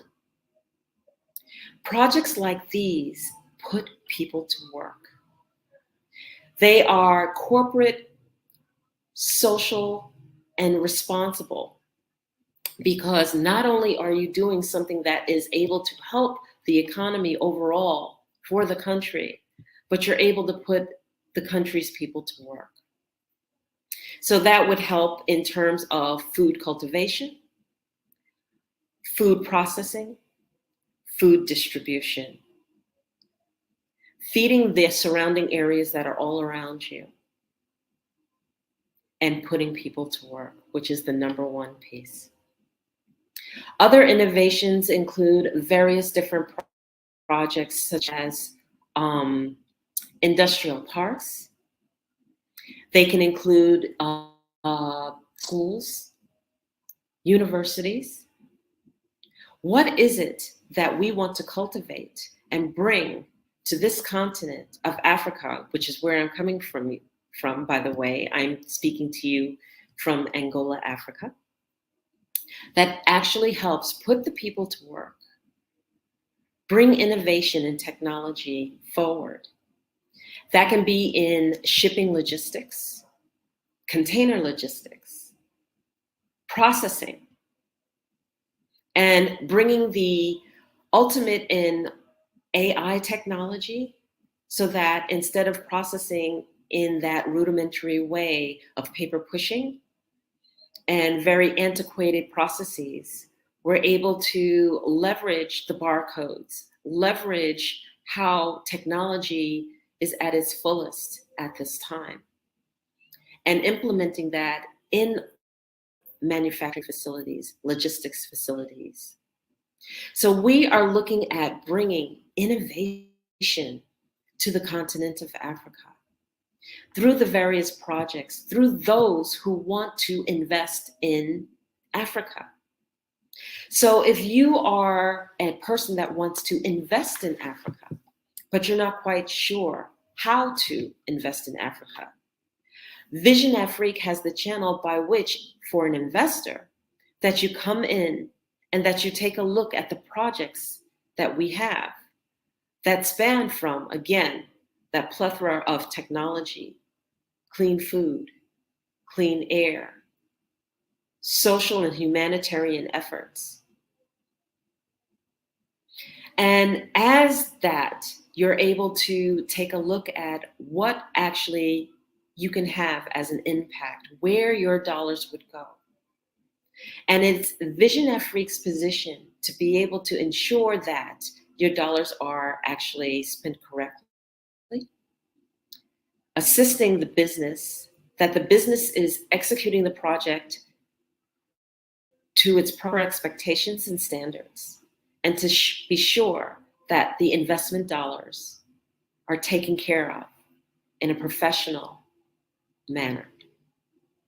So really what Vision Afrique Development is that company that has the ability, the nonprofit organization that has the ability to bring forward those investors and bridge them over to the actual businesses and projects that are longing to take off and that are actually helping the continent of Africa in every respect to bring in technology and to bring in innovation.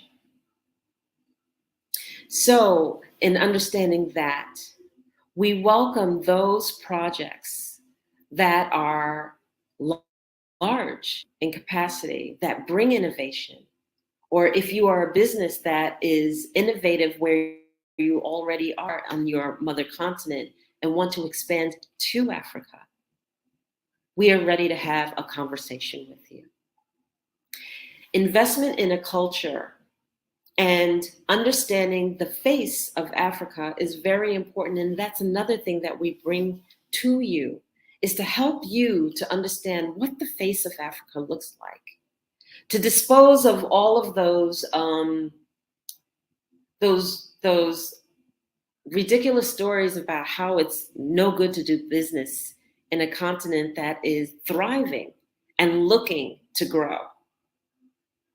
So, when showing the face of a culture that is thriving and developing and wanting to grow, understand that we welcome business, and in welcoming business and in understanding what it takes to do business, we meet in a place that allows those who are new to the culture to help understand and to learn and to develop in many, many different ways. So work with us to understand the innovations. Work with us to understand the culture. And you'll find that there's not much differing in the cultural relationships than people would perceive that there is. The ability to understand that two working parties want to meet and bridge to bring innovations and to bring technology to a continent that is thriving and that wants to develop, you will find that match, and there's more in common than there is not in common in meeting of great minds. So I would like to just subscribe that Vision Afrique Development, a not-for-profit organization, a non-governmental organization, is here to bridge your project with investors and play that intermediary so that both can thrive on the various areas that they bring to the table. Thank you. And if you want to learn more about Vision Afrique, you should look at the website about Vision Afrique Development at www.visionafriquedevelopment.org. And also learn a little bit more about the Agenda 2063, which are all of the projects planned jointly by all of the countries in Africa to ensure the growth, the thriving, and the innovation of this continent, and to ensure that we, as a continent, are able to execute projects that fully envelop the ability to improve transportation, to bring together that agenda for innovation,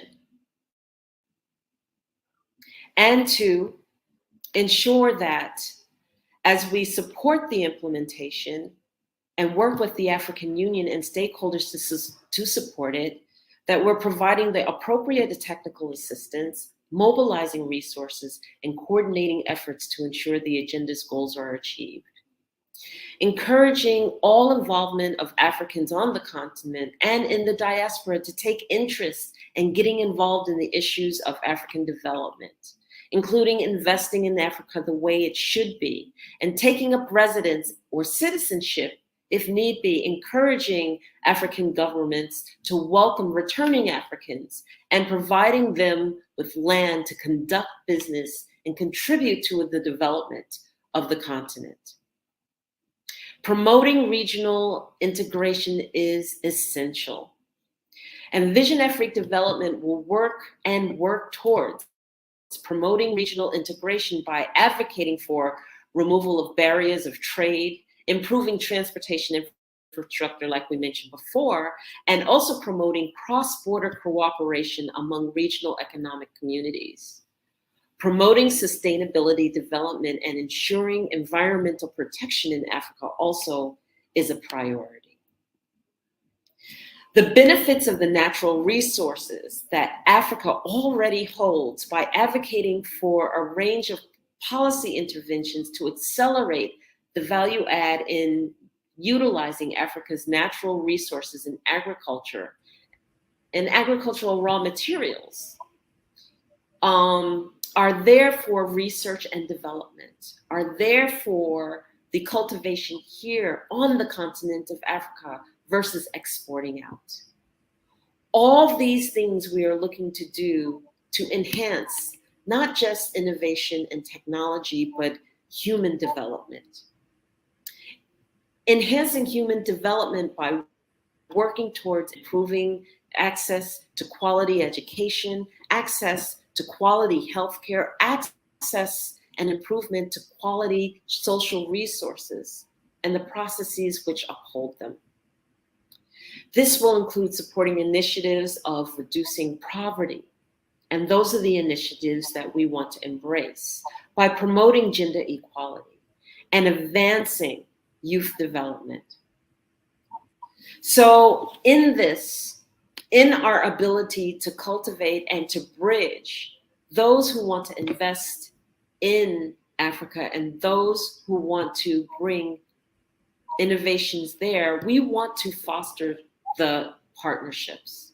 We want to foster the partnerships of other organizations and stakeholders within the African diaspora, as well as within Africa, to support the implementation of these projects, to undertake the pursuance of African development. So we want to collaborate with national parliaments and Pan-African parliaments and civil society organizations and private sectors and development partners to mobilize resources and support the implementation of the agenda. Thank you so much. That's amazing. amazing. And I just wanted to let you know. I just wanted to let you know we have a special guest who will be joining us shortly. But meanwhile, can you explain to the audience how they can partner with you? So in partnering with us, we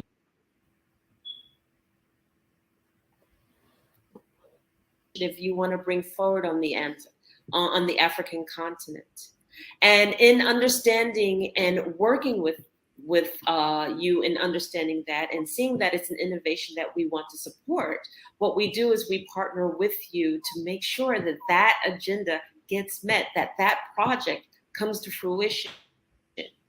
So once we understand and we partner with you, then we assist by helping you find an investor that brings that project to fruition.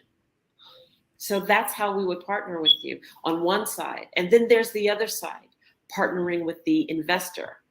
If you want to invest in a project and you have nowhere to look and you're not quite sure how to invest, again, we bridge that gap by matching the investor with the type of project that they want to bring forward, that they want to support, by allowing you to see the plethora of projects that we have.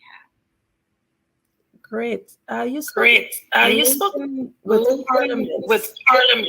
Could you give us an idea of which government agencies also be available right now or engaged in the project?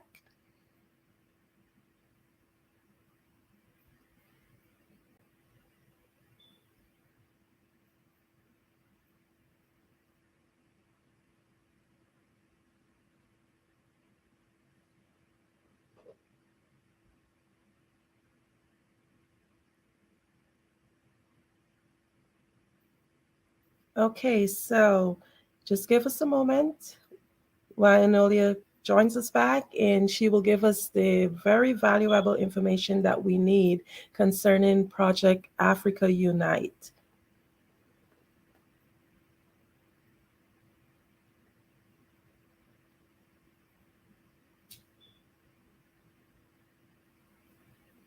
I would like to take this time just to thank our sponsors while we wait to get us back to the screen. The Black Business Expo's mission is to raise funds for high school seniors going to college or K-12 entrepreneurs. This expo is a fundraiser for students, and you may go to www.blackbusinessexpo.com to donate to the scholarship fund. Our goal is to give laptops and up to $5,000 to 10 students. Students can also register at www.blackbusinessexpousa.com. Did you know that approximately 333.34 million businesses exist today, according to a report from 2021? And you may be one of those businesses, or maybe you're not in the business market yet, but you're aspiring to be a business owner. Well, guess what? You're in the right place at the right time. Because let's face it, everything is about timing and opportunity. Hi, my name is Dr. Lotus Richey, and I'm the CEO and founder of the Lotus Richey Coaching and Consulting LLC, along with the Lotus Richey Ignite Show. 15 minutes of success with Dr. Lotus Richey, as well as books to boom your business and bring who you are. And today, I want to bring this amazing message to you about the Black Business Network and the Black Business Olympics. See, the Black Business Network and the Black Business Olympics is designed to help people just like you, that's right, that look like me, to take their business to the next level. Not just in your front yard or your backyard, but globally. The Black Business Network and Black Business Olympics is designed not to just help you survive, but to help you thrive.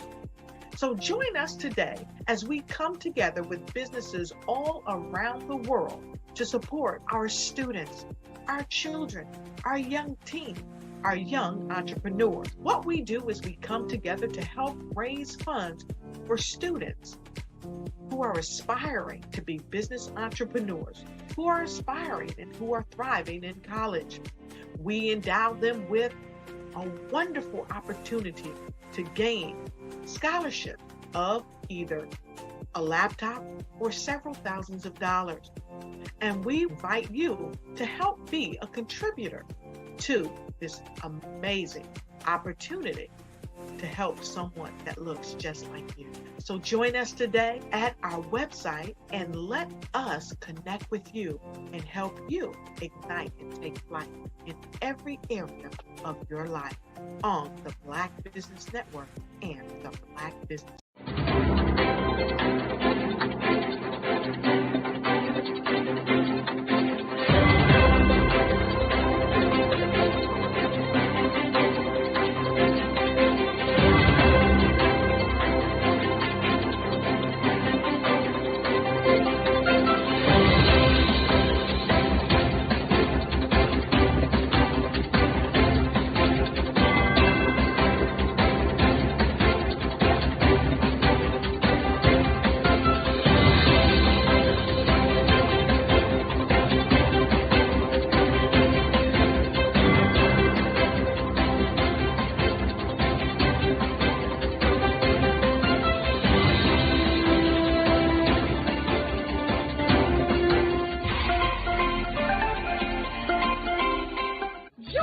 Dr. Eric Kelly III and a host of phenomenal speakers from all around the globe for this 7-day virtual event that you don't want to miss.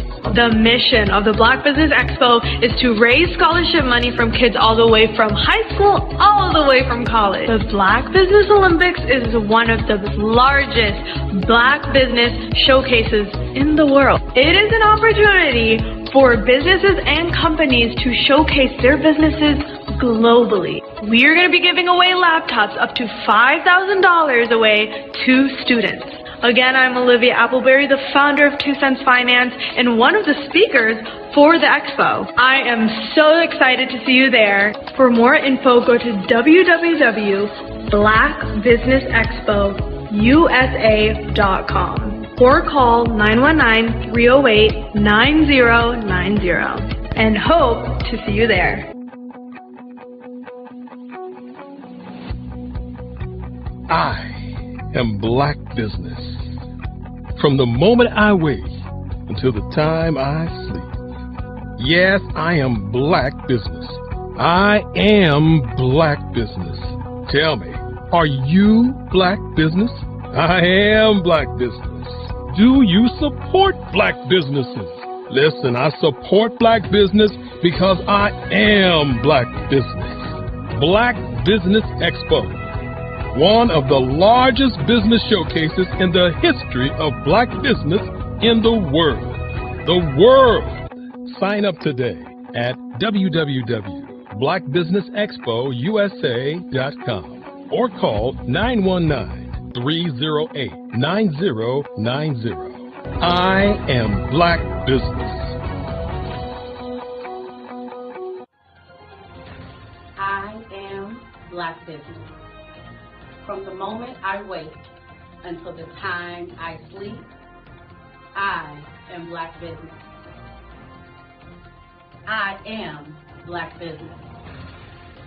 Are you Black business? I am Black business. Do you support Black businesses? I support Black business because I am Black business. Black Business Expo, one of the largest business showcases in the history of Black America in North Carolina. Join Dr. Eric Kelly III and a host of phenomenal speakers from all around the globe for this 7-day virtual event that you don't want to miss. The mission of the Black Business Expo is to raise scholarship money from kids all the way from high school, all the way from college. The Black Business Olympics is one of the largest Black business showcases in the world. It is an opportunity for businesses and companies to showcase their businesses globally. We are going to be giving away laptops up to $5,000 away to students. Again, I'm Olivia Appleberry, the founder of 2 Cents Finance and one of the speakers for the expo. I am so excited to see you there. For more info, go to www.blackbusinessexpousa.com or call 919-308-9090 and hope to see you there. I am Black business. From the moment I wake until the time I sleep. Yes, I am Black business. I am Black business. Tell me, are you Black business? I am Black business. Do you support Black businesses? Listen, I support Black business because I am Black business. Black Business Expo, one of the largest business showcases in the history of Black business in the world.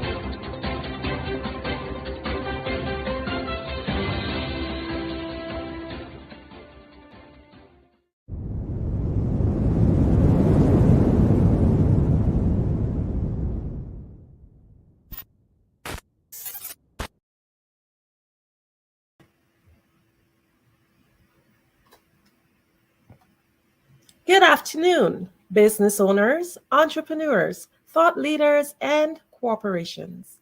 Welcome to the Black Business Network. My name is Andrea Adams, and I am your business moderator for this afternoon on the Black Business Network. The Black Business Network is a 24-hour business network showcasing Black businesses, business owners, entrepreneurs, and thought leaders worldwide. We have speakers from North Carolina, London, Singapore, Africa, Japan, and cities all over the United States. The Black Business Network is a global community sharing its business knowledge to empower, inspire, and educate businesses about business. It is indeed my pleasure to introduce to you two beautiful ladies this evening, Enolia and Dr. Winfred. Dr. Winfred is known for her Her Highness, Dr. Winfred Getonia is the Vice President of Vision Afrique Development. She is a focused businesswoman and entrepreneur of Kenyan nationality. She is an ambassador at large with an international human rights commissions and organizations advocating for women's and children's rights. Leveraging coalition building public relations and broker negotiation knowledge, she is a dynamic, creative thinker and a highly accomplished resource mobilizer with proven leadership skills. Now, Enolia, another beautiful lady, is an award-winning international speaker and author, global influencer, social entrepreneur, multi-award-winning life business coach, and global ambassador for peace. She is the CEO of Enolia LLC, Director of Corporate Operations, Vision Afrique Development, co-founder of Easy Step Group Management Consulting, and CCO for Fave Unite TV. She is the founder and CEO of Expressions of Humanity Foundation, which provides emergency humanitarian aid and promotes global activism, provides life skill training, and to the underserved community. It is my pleasure to just introduce and welcome both of these wonderful ladies for a fireside chat this evening.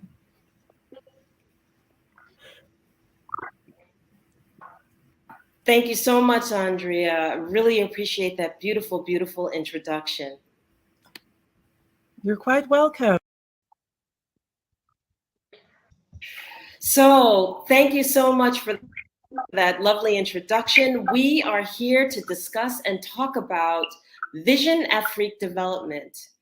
Vision Afrique Development is a nonprofit organization, or should I, let me rephrase that, as a non-governmental organization that is dedicated to supporting the implementation of Agenda 2063 and the African Union Strategic Framework for Social Economic Transformation for the continent of for the African continent. And in addition to Agenda 2063 projects, we have other projects and programs that are not outlined in Agenda 2063. Hence, we call it our Agenda 2063 Plus initiative. So Vision Afrique was born from the beautiful woman that was just introduced, Her Royal Highness Duchess, Dr. Winfred Winjiku Gatonga. Thank you so much for being here.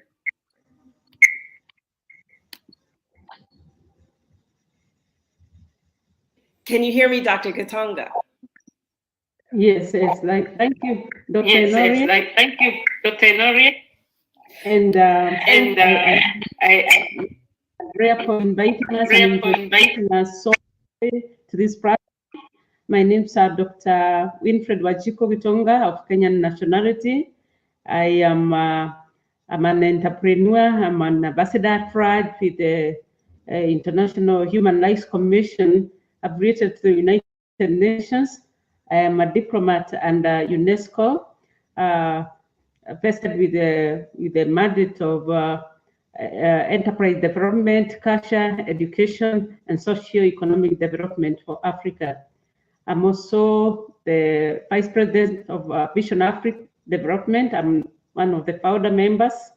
Initially, we had other organizations, which some of which we have read over 30 years, and we collapsed them into Vision Afrique with our partners. One, our president from Zambia, Dr. Sebastian Kopirandi, Haredi, Enoria Forti, and another lady, Christina Konya. So we collapsed most of the organizations that we had the same vision, and we decided to amalgamate everything else that we are doing into Vision Africa in order for us to have space in the global arena in the development, socio-economic and infrastructure development of Africa.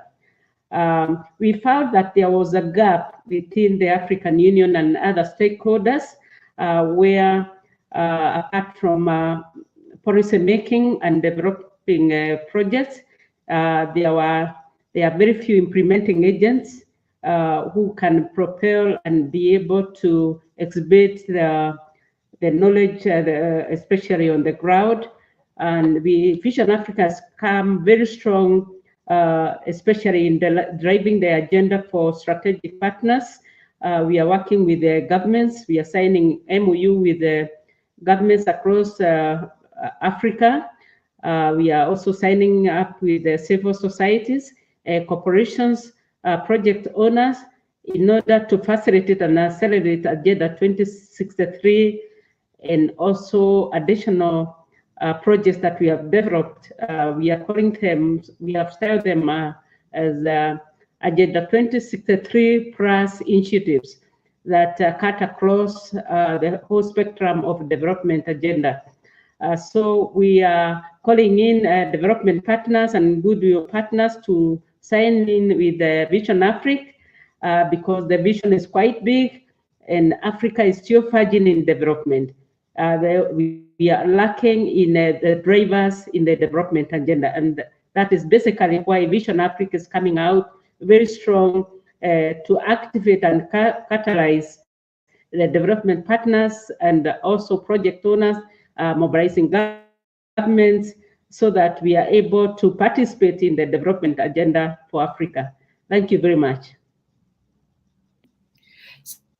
So this is a beautiful, beautiful vision, and I would love for you to share the birth of this vision. How was Vision Afrique Development born as coming from idea to fruition? Like you have already explained, Vision Afrique was a brainchild of a consortium of many minds, basically people from Africa descent and also diaspora Africans. We came together and decided to form a united front so that we are not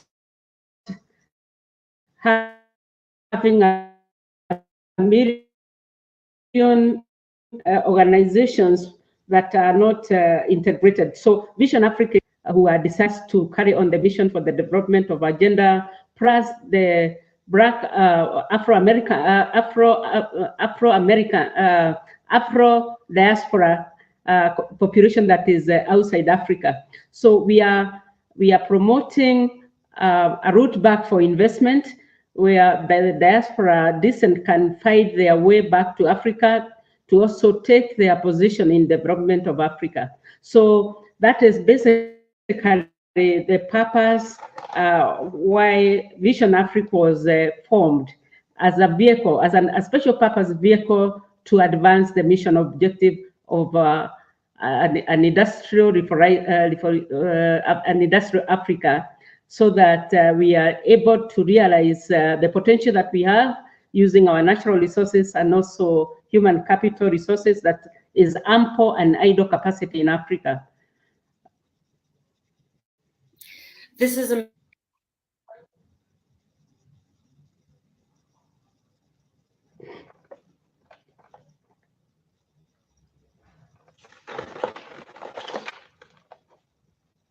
what types of projects that we are embracing and how we're able to partner with governments in order to implement these projects. Would you share a little bit about maybe a couple of the projects that we're working on? To be able to provide a solution for the challenges that are facing Africa, we have gone on table on one-on-one dialogue with the government. And the first question that we ask the government is, what are your challenges? And that is the way we drive the agenda of giving them a solution and helping them package their proposals in a way that they are bankable even to investment partners. I will talk about one of the county governments, especially in Kenya, where we went through their national development agenda, county development agenda, the entire agenda. And they were very excited to upload the agenda to Vision Africa and to highlight just a few of their projects. We are talking about green economy, that is energy, water, hospitals. We are talking about schools. We are talking about infrastructure development. And we are also talking about industrial parks. We are talking about smart systems and smart cities. Actually, the first city that might be of interest to our investors is a smart city coming up in Laikipia County government. They have given us the whole spectrum of the city. We'll be doing an entire brand new municipality using the smart city initiatives. We are already signing in with the development partners who are ready to take to engage with the government in the development agenda. Then, apart from the county government, we have also approached business persons. We have been able to get lots of land, which has been idle for years. So we are doing also smart towns. We are doing industrial parks. We are doing training institutes and level 6 hospitals for Ivalo. We are talking about, we've gotten very good project within the brew economy. We are doing, we have one big client that we are promoting deep sea fishing. We are signing in with the government of Somalia to do a seaport, one of the biggest seaports in Africa. It's going to be in, it's one of our projects. We have about 3 international airports. And the system we are using is that when we do one project in a certain location or one country, we are able to replicate the same project in other countries. We have signed in internet connectivity in Zambia. That one we already have, we have gotten a lot of inquiries from development partners. We are also doing solar farms. We also have projects like geothermal and wind power that are going to cut across Africa. So we are well positioned to undertake promotion of any project and bringing on table development partners vis-a-vis the project owners, who some of them are governments, private entities, corporations, and especially using the idle capacity that most of the businesses have been stuck with. So we are engaging with external partners who have the technology, they have the resources. But the beauty of our investment is that we are encouraging the investors to also use our natural resources and social capital as the collaterals for any funding that is coming in the country, and also using value-added natural resources to be able to mitigate any debts that may be exhibited during the development agenda. Which is phenomenal work that is being executed all across the board. So we're able to partner with the governments, we're able to partner with the businesses, we're able to partner with privatized or individuals who want to bring their projects to fruition. And can you describe a little bit more about the partnership with the investors for those across the diaspora or outside of the diaspora want to invest in the various projects that have been named and listed? Okay, what our strategic plan, because we want to be to start out like as a real investor.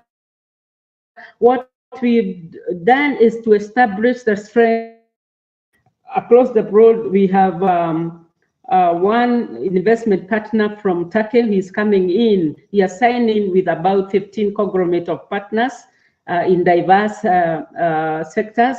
We are talking about the energy, we are talking about water, infrastructure development, hospitals, education, and industrial parks. So they are coming in with the development partners, and technology providers. We also have signed in with 2 organizations, big corporations from Israel. They are also coming to, we know Israel is well renowned for agriculture, state-of-art agricultural processes. So we have signed in with about two corporations which are also conglomerates of more than 50 companies, development investment companies from diverse countries. Also, we are talking about Switzerland, Germany, Canada, USA, United Kingdom, Singapore, and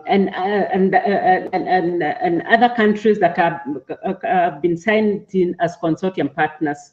We have also identified a very strong partnership in Mauritius, which is also coming with also a conglomerate of investment partners from all over the world. And we have also signed with a very big partner from United States. They are also coming up as a conglomerate of diverse partners from all over the world. So we are able to deliver on our promise and our mission objective of marrying businesses of projects in Africa vis-a-vis the development partners that have capacity to undertake any project. So this is wonderful news for the investors. This is wonderful news for the business owners. We are that fundamental bridge. And one of the comments is, for those of the unknown, is just learning how to work with a different culture in terms of doing investment. And I know that Vision Afrique has our doors open in order for those who are investors and those who are business owners to come in. But we also have our doors open in terms of understanding the African culture, how to conduct business, how to get business done. Would you share a little bit on about the culture? That's a very interesting topic and question. I would love to respond to that. And one of the questions that most of the investors are asking us is about the integration of the cultural diversity and knowing Africa is quite diverse. Their way of doing things is quite different from the outside world. And Vision Afrique, because of the consortium of the technology experts that we have from different sectors, we have been able to sign a warranty that we are going to provide the bridge between the investor vis-a-vis the African outfit, so that we are able to understand and make share information, and where there's a gap, we are ready to mitigate that using the strategies that we have and we have laid for the implementation agenda. So the cultural diversity in Africa could be quite a parcel to people from the using the minds that we are, the experts that we have on the ground, because we have enough technology experts and people endowed with various cultures on the ground. So we are able to mitigate any hiccup or misunderstanding that may be presented by cultural diversities.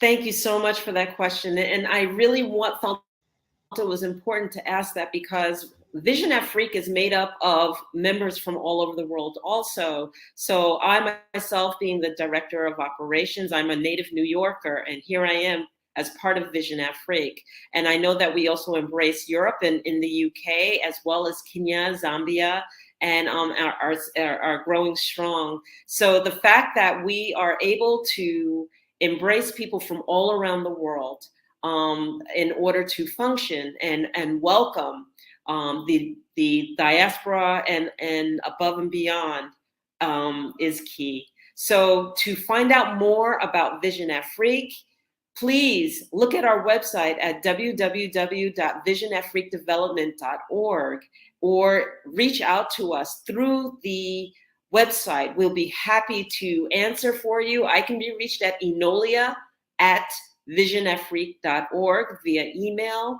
or enolia info@enolia.live. But we welcome your questions. We welcome investors, we welcome business owners, we welcome the business projects, and we welcome the government contact. And so thank you for this opportunity to present this for you. Thank you, Dr. Katonga, so much for your insight and your knowledge and your wisdom regarding Vision Afrique development. We appreciate it. So at this point, is there anything else you would like to add to this conversation to those who are seeking? Yeah, for the internet, this is one of the challenges Africa is facing. We are also coming very strong to provide a better connectivity network is part of the Agenda 2063, and I think we have positioned ourselves to undertake this project. So as a parting shot, last but not least, I may want to make an invitation to the audience and our listeners to log into our website and get to know more about the project layout, our strategies, our partners, and how best you can also anchor yourself to take a positive position to participate in the development agenda for Africa, because there's space for individuals, there's space for corporations, there's space for governments, interactions, and we are inviting everybody to take a proactive role to participate in the development agenda for Africa. Thank you very much. Thank you. So this is going to sum up our talk on Vision Afrique development. I want to thank you, Dr. Katonga, Her Royal Highness Dr. Katonga, and I just want to express for those of you who are not familiar with the African diaspora that there is royalty still in Africa, thriving. And so thank you, Her Royal Highness, Duchess Winfred, and thank you for allowing us to have this conversation.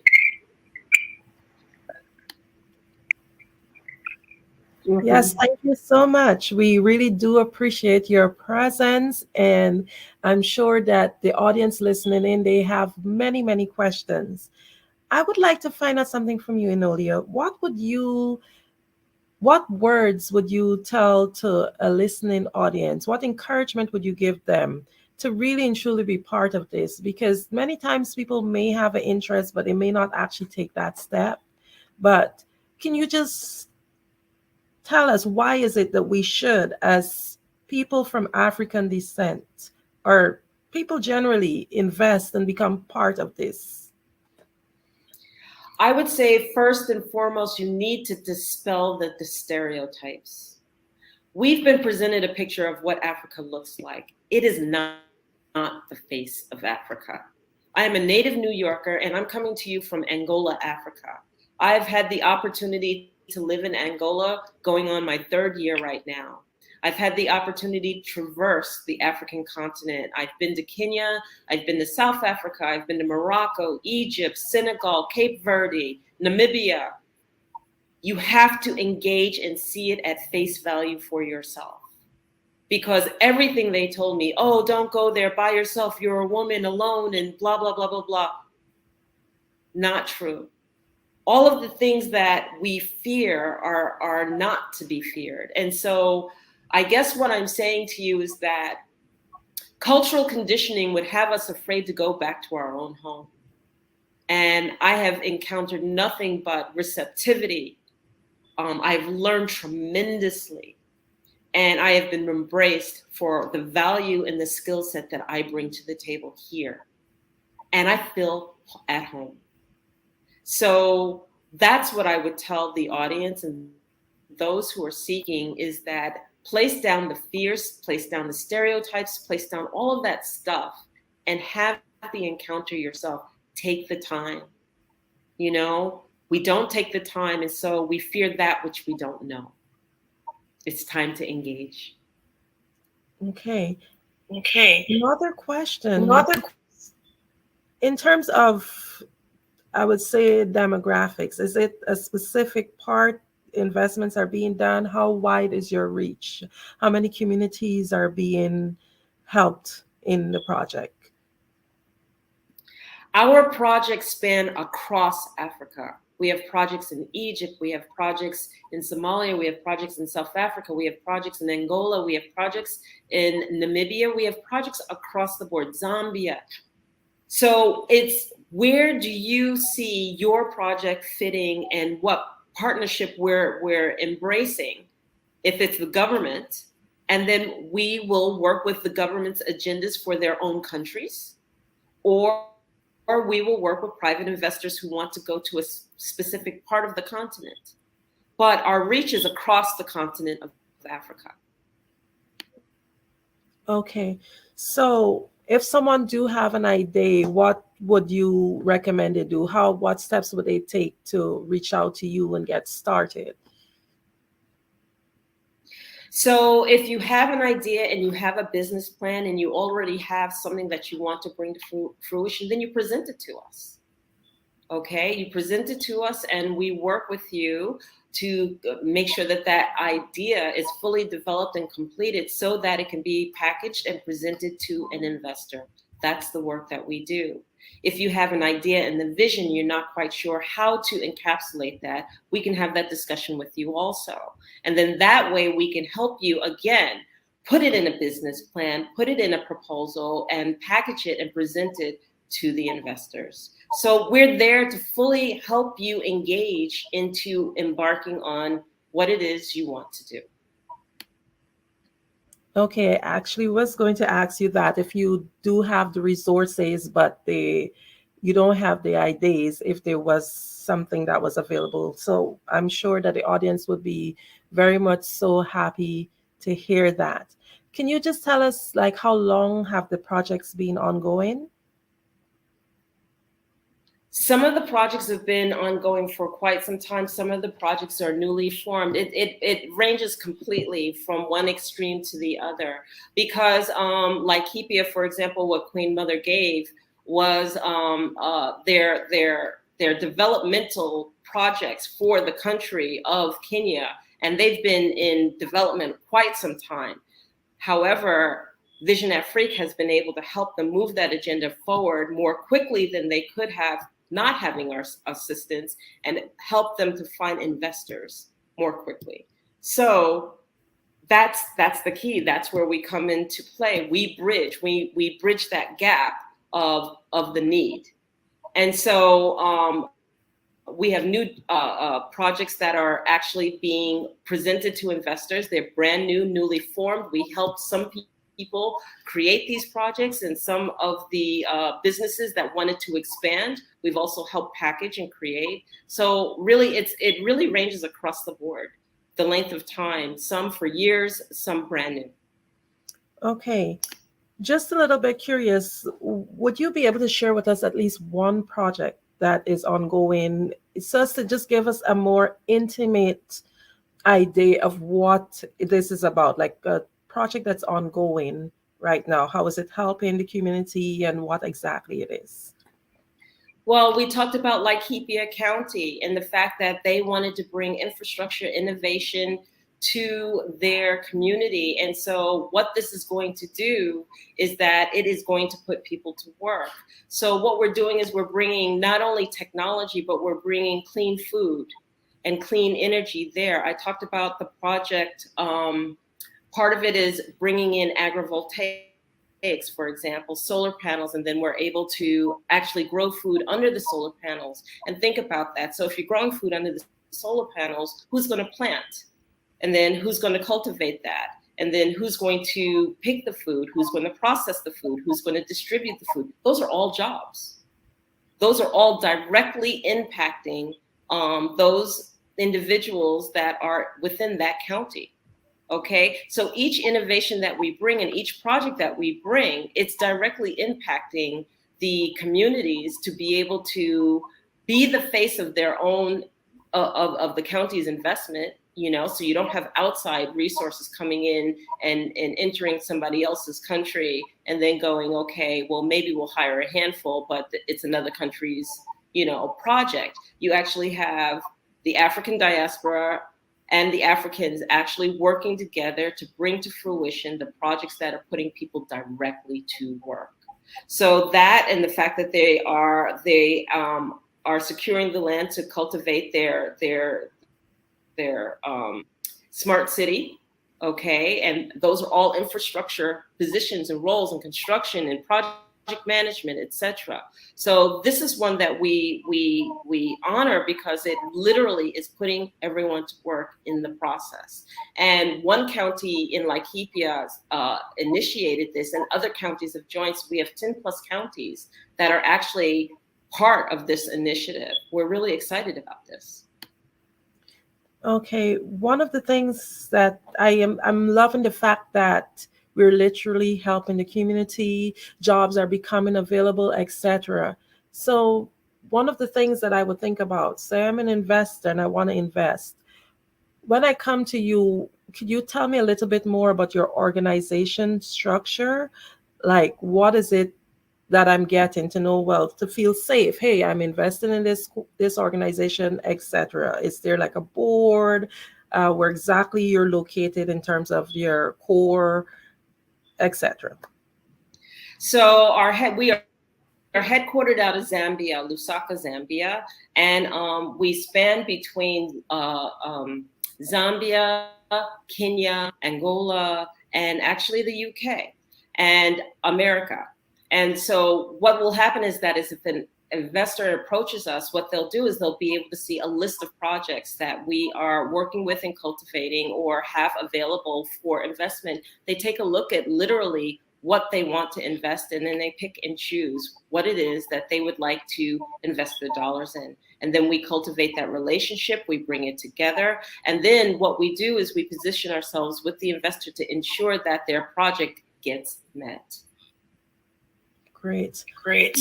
Could you tell us, like, what is your organization's mission statement and their long-term plans, like maybe like 3 to 5 years? What is it you guys are hoping to achieve over that period?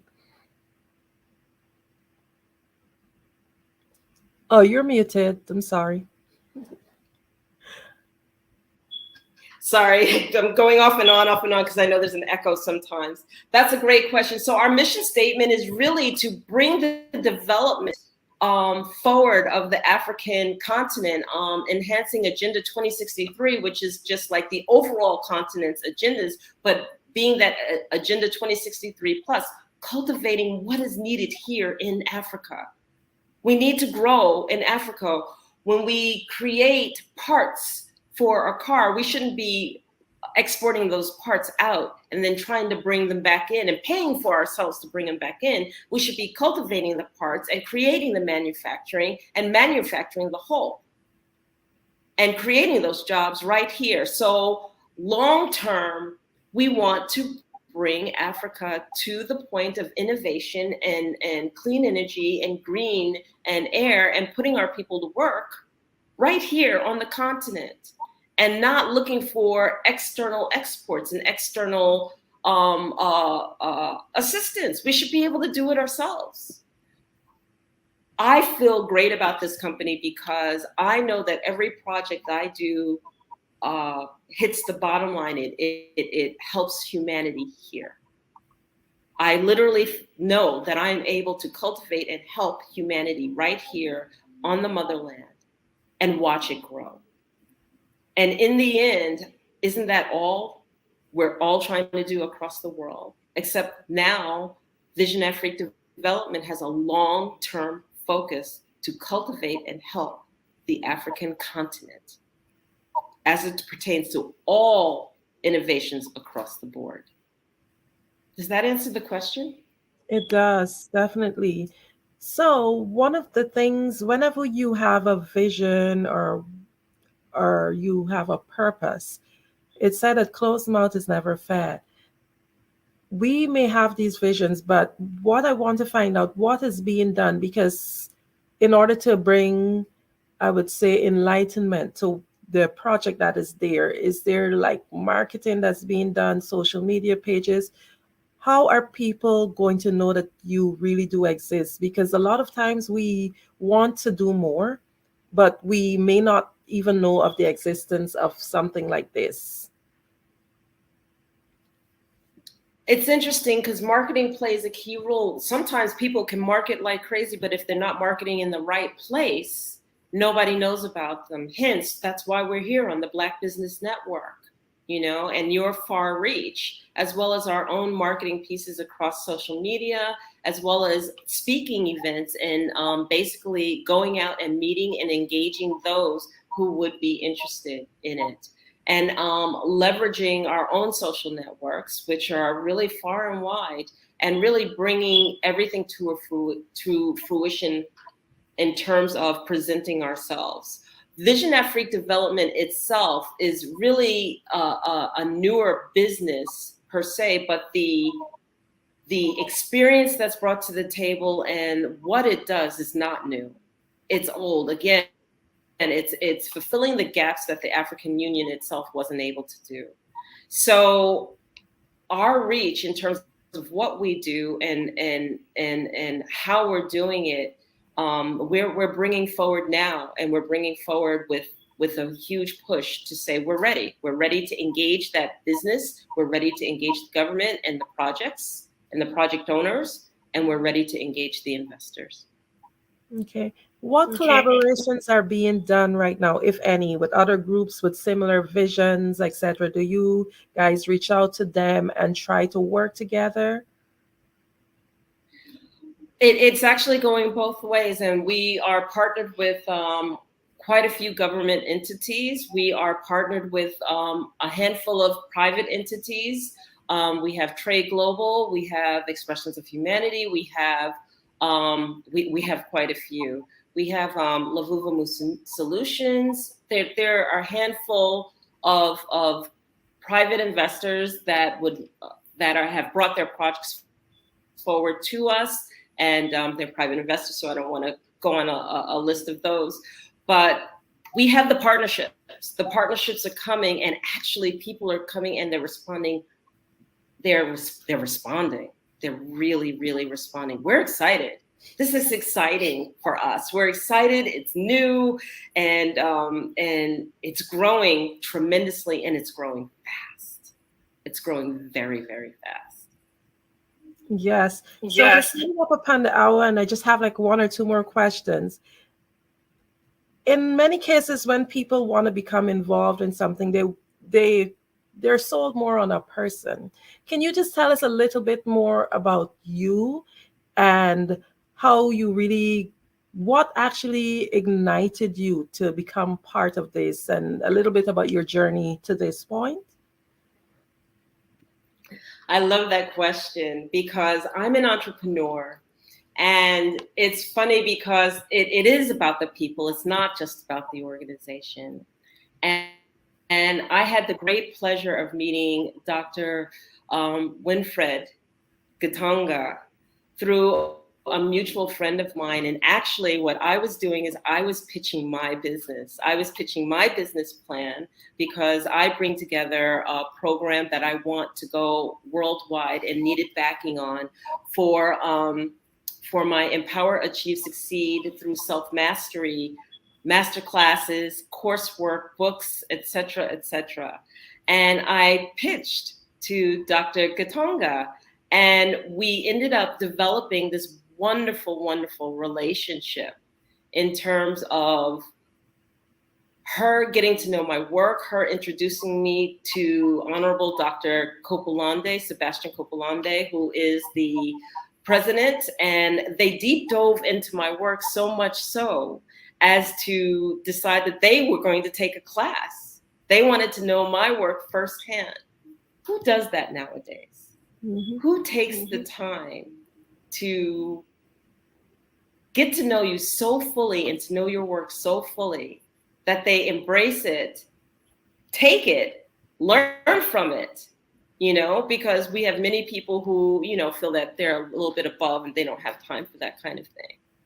That impressed me so much. I wanted to contribute. And then when I realized that my contribution being my coursework would be directly impacting the African continent, I wanted to know further how I could impact the African continent.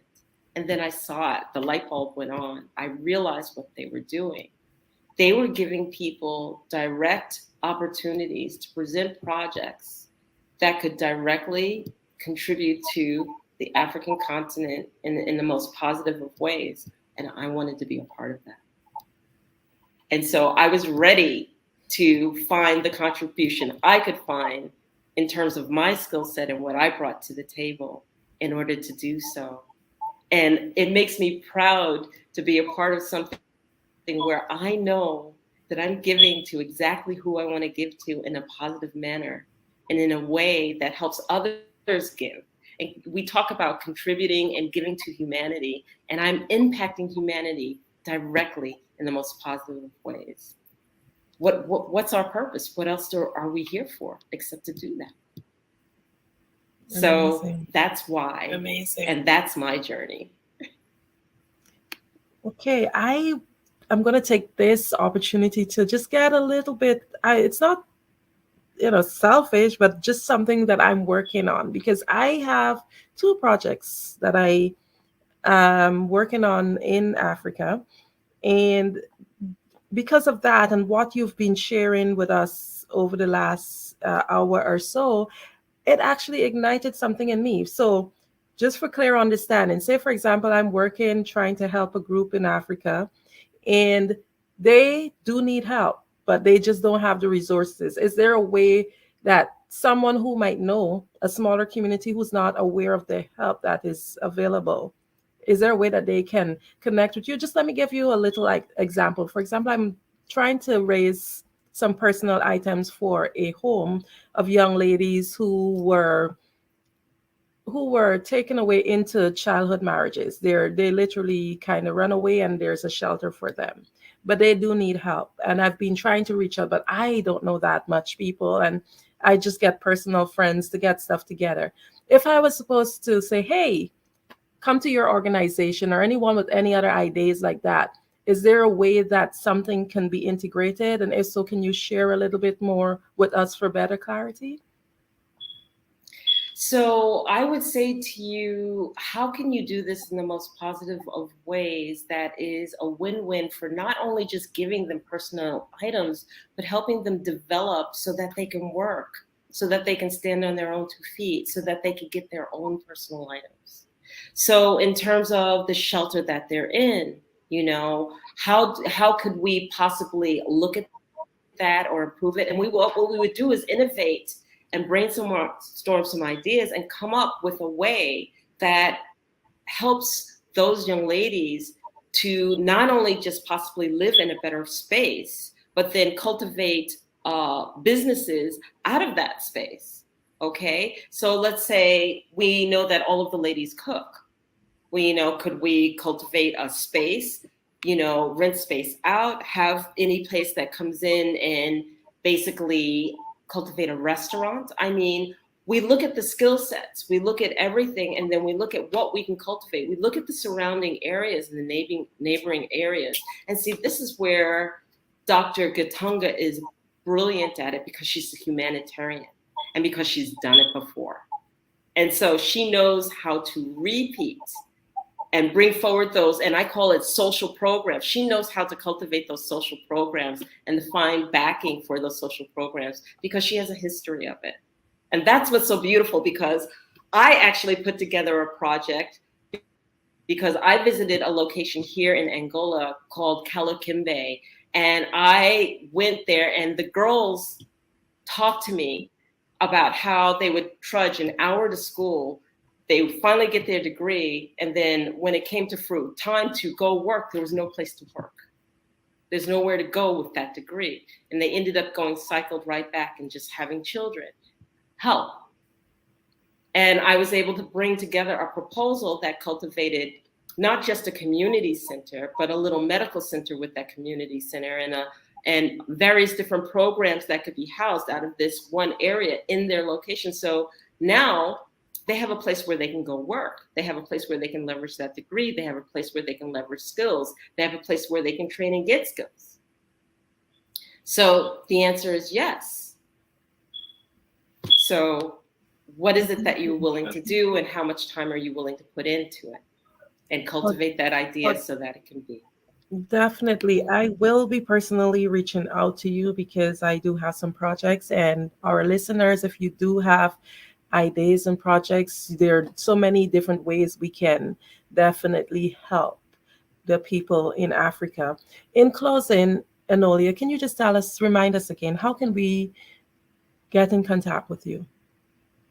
So through our website at www.visionafriquedevelopment.org, and there's connection there, and via email for me, it would be enolia@visionafriquedevelopment.org. That would be it. Thank you so much, Enolia. You have just shared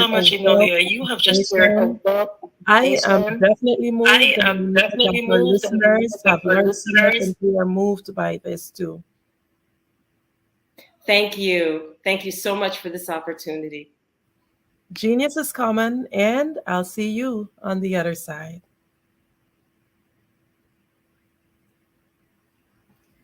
The Black Business Expo's mission is to raise funds for high school seniors going to college or K-12 entrepreneurs. This expo is a fundraiser for students. You may go to www.blackbusinessexpousa.com to donate to the scholarship fund, or use the Cash App that's on the screen below, BBX USA. Our goal is to give laptops and up to $5,000 to 10 students. Students can register online at www.blackbusinessexpousa.com. Remember, every dollar counts. So we want to remind you to donate to the scholarship fund. We want to thank our Black Business Expo USA sponsors for August 2023. NC 100, Moody Capital Partners, Suede Soul, Lotus Rich Coaching and Training, Carolina, Virginia Minority Supplier Development Council, Step Management, BHS and Associates, Margie McLean Foundation, Inc., Genius is Common, Earth Essentials, Milan Shania Global, Executive Women's Success Institute, The Quality Coaching Company, Superwoman Business Services, Creative Force Studios, Lee Entertainment, Artistic App Design, Black Business Expo USA. Genius is Common, and I'll see you on the other side.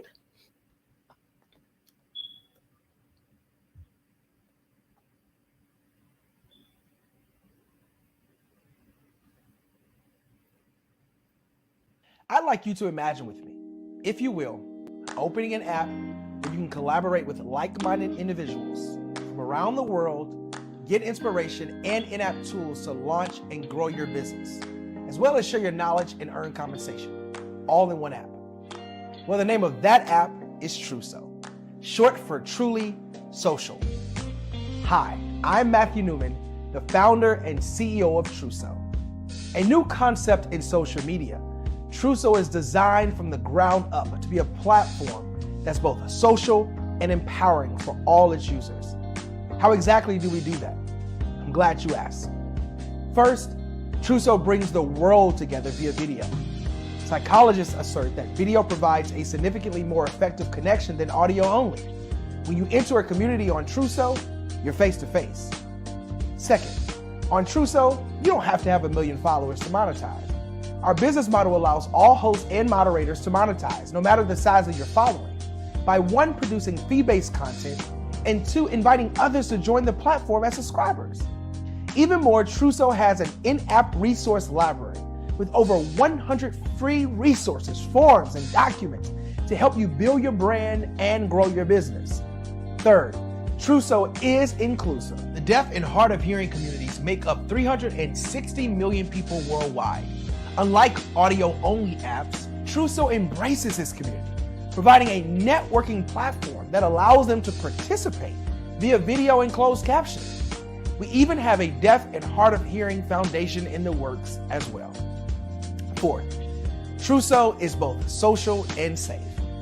We refer to Trousseau as a virtual extension of the beauty shop, barbershop, and brainchild of the community. A place where there's laughter, along with wisdom, growth-oriented conversation, and genuine connections in a safe space.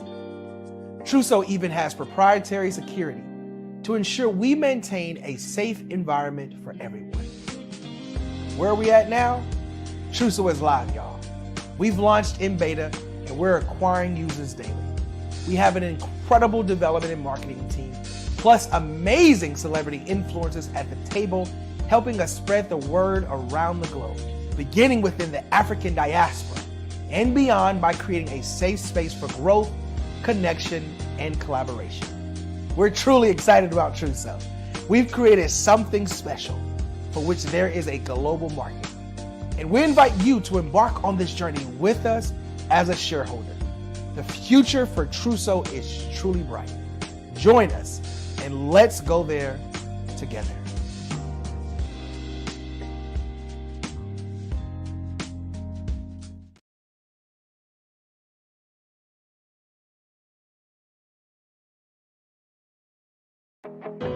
I am Black business. From the moment I wake until the time I sleep, I am Black business. I am Black business. Are you Black business? I am Black business. Do you support Black businesses? I support Black business because I am Black business. Black Business Expo, one of the largest business showcases in the history of Black business in the world.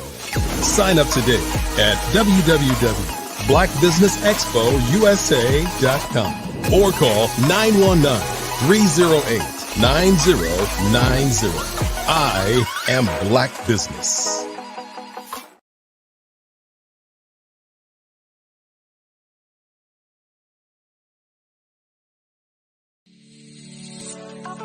Did you know that our black dollar only lasts for 6 hours in our community? Yet other communities, their dollars last for 19 to 30 days. The Black Wall Street Nation. Black Wall Street Nation. Yes, that's why we created the Black Wall Street Nation. Black Wall Street Nation is a centralized directory available to all Black businesses across the world. It was created for businesses like you, the ones that want to start and the ones who have a dream that have already started, such as businesses like Drop in a Bucket Productions, Valito Foods, Sugar Tea Branding Firm, All the Dazzle, Buncakeaholic, Miss Riot, and you. We'll have marketing, seminars, and some funding coming soon just for you. So, we want you to come and join us. www.blackwallstreetnation.com. See you there.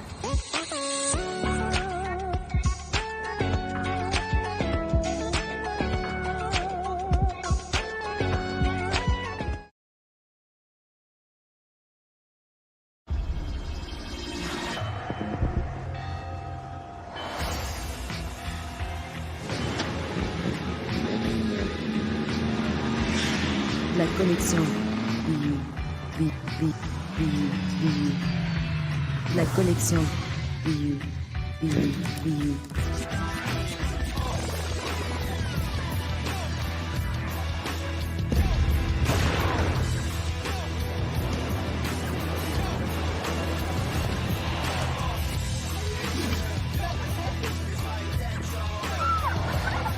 In a world obsessed with the cult of celebrity, I challenge you not to aspire to anyone else's greatness, but instead strive to reveal and ignite the greatness within you. Are you serious? I totally think that's it. Hey. No. Hey. To me, sexy is a man that knows who he is and what he wants. Okay. He's comfortable. You look at him, you see him, he's just comfortable being himself. And you're like, Baby, be you. be you, baby. Just be you. I like it. Introducing the BU collection, exclusively available at K&G Fashion Superstore.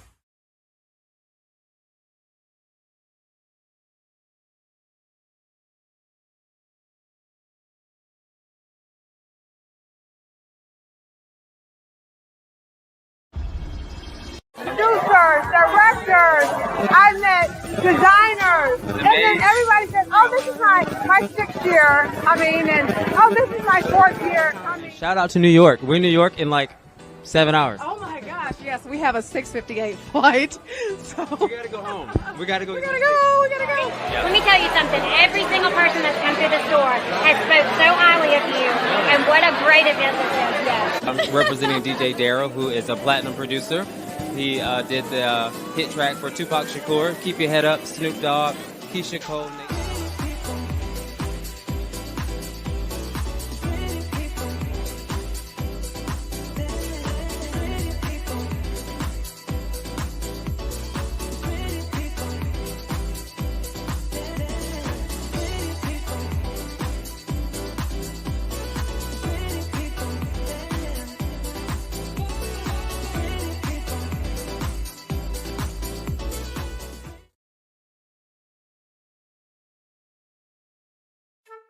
This is Dr. Arnold T. Petsworth. He's the owner of Petsworth Vet World. Business was steady, but then an influx of new four-legged friends changed everything. Dr. Petsworth welcomed these new patients. The only problem, more appointments, meant he needed more space. That's when Dr. Petsworth turned to his American Express business card, which offers flexible spending limits that adapt with his business.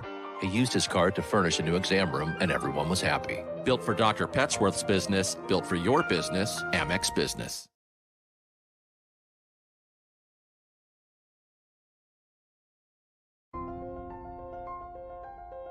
What if you could build your own city? A place where every child can find nurturing people to help them achieve their full potential. A place where every adult can access job training support. Where health education is abundant. Where social justice ruled the land. A place without limitations. Welcome. You have arrived at STEM City, USA.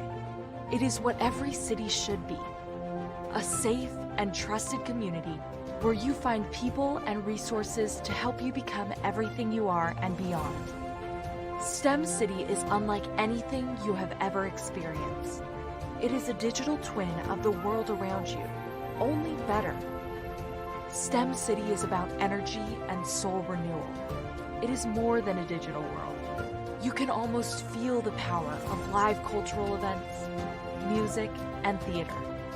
STEM City promises a better future for children with caring mentors and hands-on activities with dedicated tutors to support our youth. STEM City is your passport to a healthy lifestyle with weekly events addressing our community's many issues.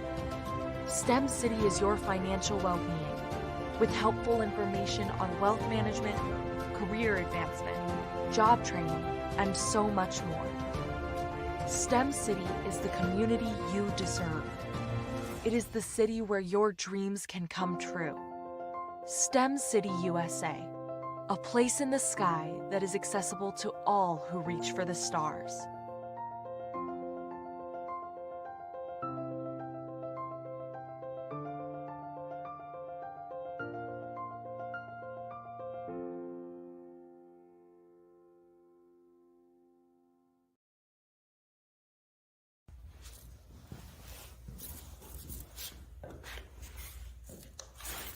How you doing? I'm Rodney Allen Rippey. Yeah, the child actor. Well, now, leading man. Some of you might remember back in the day, the Harlem Globetrotters popcorn machine. Remember that? Well, it was a Saturday morning special that would come on, and I was there with Geese and Tex and Meadowlark Lemon. Remember the show?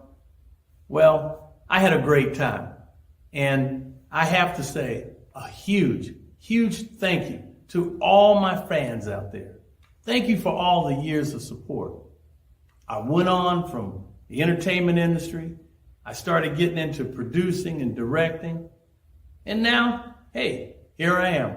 I'm a studio executive here in Burbank, California at 2526 Studios. I have to say, it's been pretty good, but the best is yet to come. Please stay encouraged. Keep reaching for your dreams and never forget that genius is common. Remember that. Genius is common. No matter what anyone says to you, no matter how tough the road may get, keep striving. Keep reaching for your dreams. And always know that you are worth it. Everything that you put into yourself, everything good that you pour into your life, you are worth it. And when the times get tough, when things don't go exactly right, it's okay. Dust your shoulders off. Stand up strong. And remember, genius is common.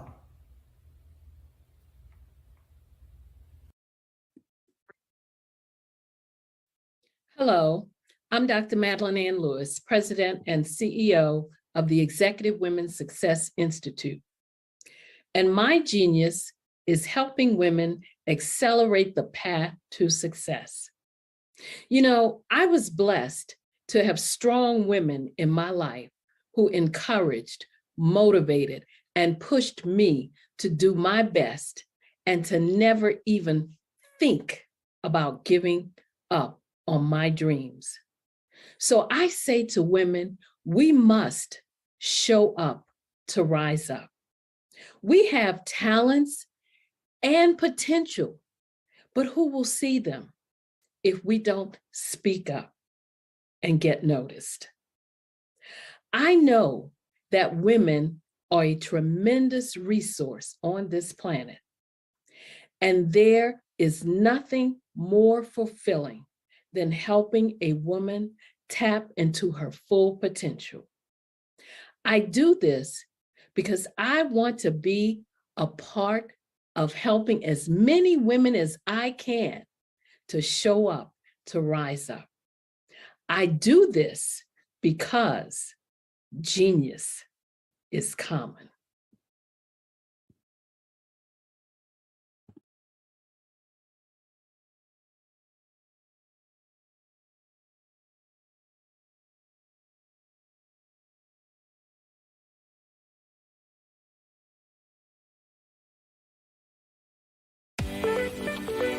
You are in the right place at the right time. The Black Business Network opens again for its Black Business Olympics, a 24/7 broadcast on business, strategies, global branding, social media marketing, finance, advertisement, and much, much more. Featuring the top, most powerful entrepreneurs and speakers and thought leaders from all around the world as they gather together for this phenomenal event. Join the Black Business Network streaming live into the metaverse, STEM City, USA, Black Multiverse, Pod TV, Roku, Hulu, iHeartRadio, Apple TV, YouTube, TikTok, Instagram, Google Podcasts, Facebook, LinkedIn, IBM TV, Spotify, and Twitch. Tune in today and be a part of this amazing movement. The Black Business Olympics welcomes you.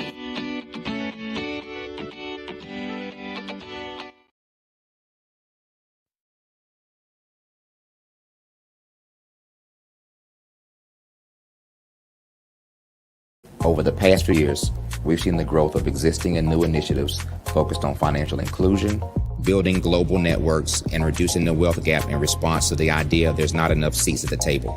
Whether their outcomes are to increase the representation of Black executives on corporate boards, ensure an inclusive global economy, or to create new U.S. African commercial pathways, the strategies are often carried out by separate programs. The question is, should they be? With the continent of Africa being home to more than half of the world's fastest growing economies, the youngest workforce, over 400 companies generating more than $1 billion annually, 700 generating more than $500 million annually that are poised for growth, and being the destination of nearly $5 billion in venture capital in 2021.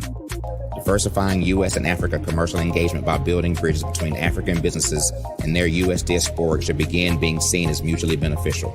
From helping to reduce Africa's enormous capital gap to catalyzing two-way trade opportunities, the COVID-19 global pandemic hopefully has taught us that global challenges and opportunities are more interconnected than we thought.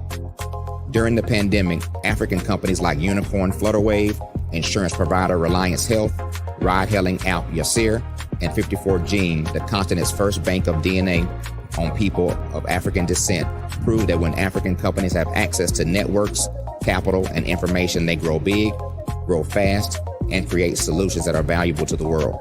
This is why Be Direct was created.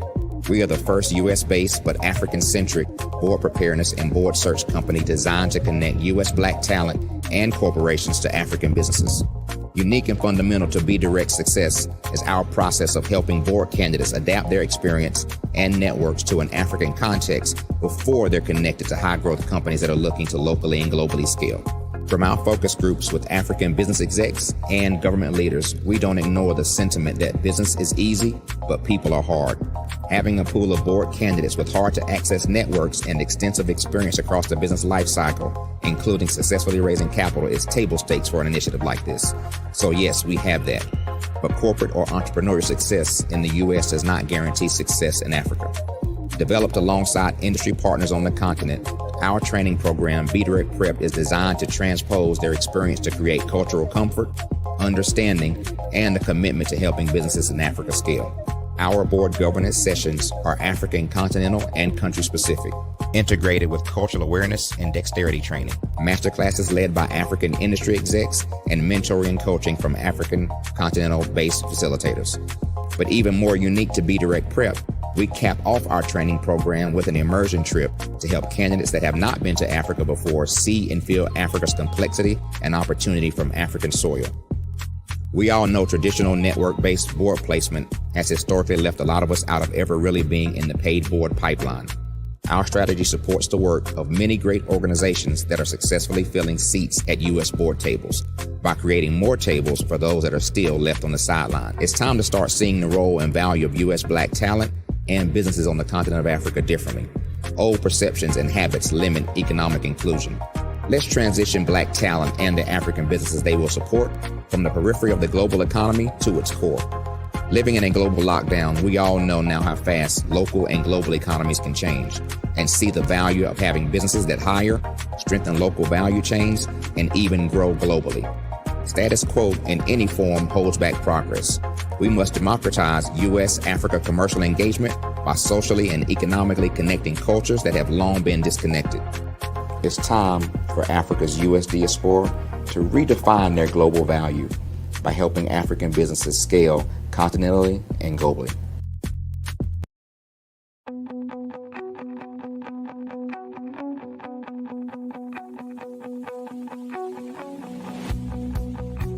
I am Black business. From the moment I wake until the time I sleep. Yes, I am Black business.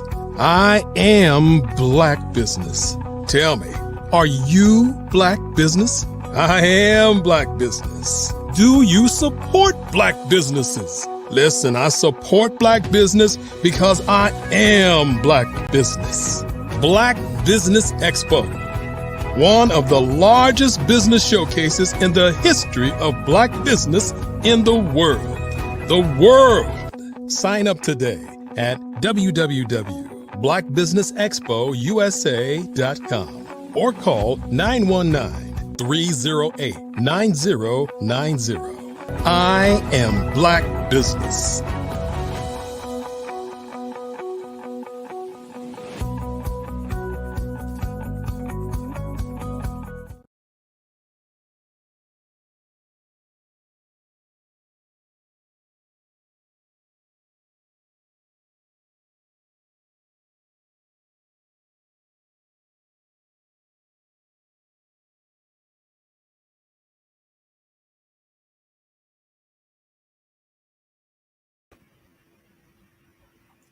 Good afternoon, business owners, entrepreneurs, thought leaders, and corporations.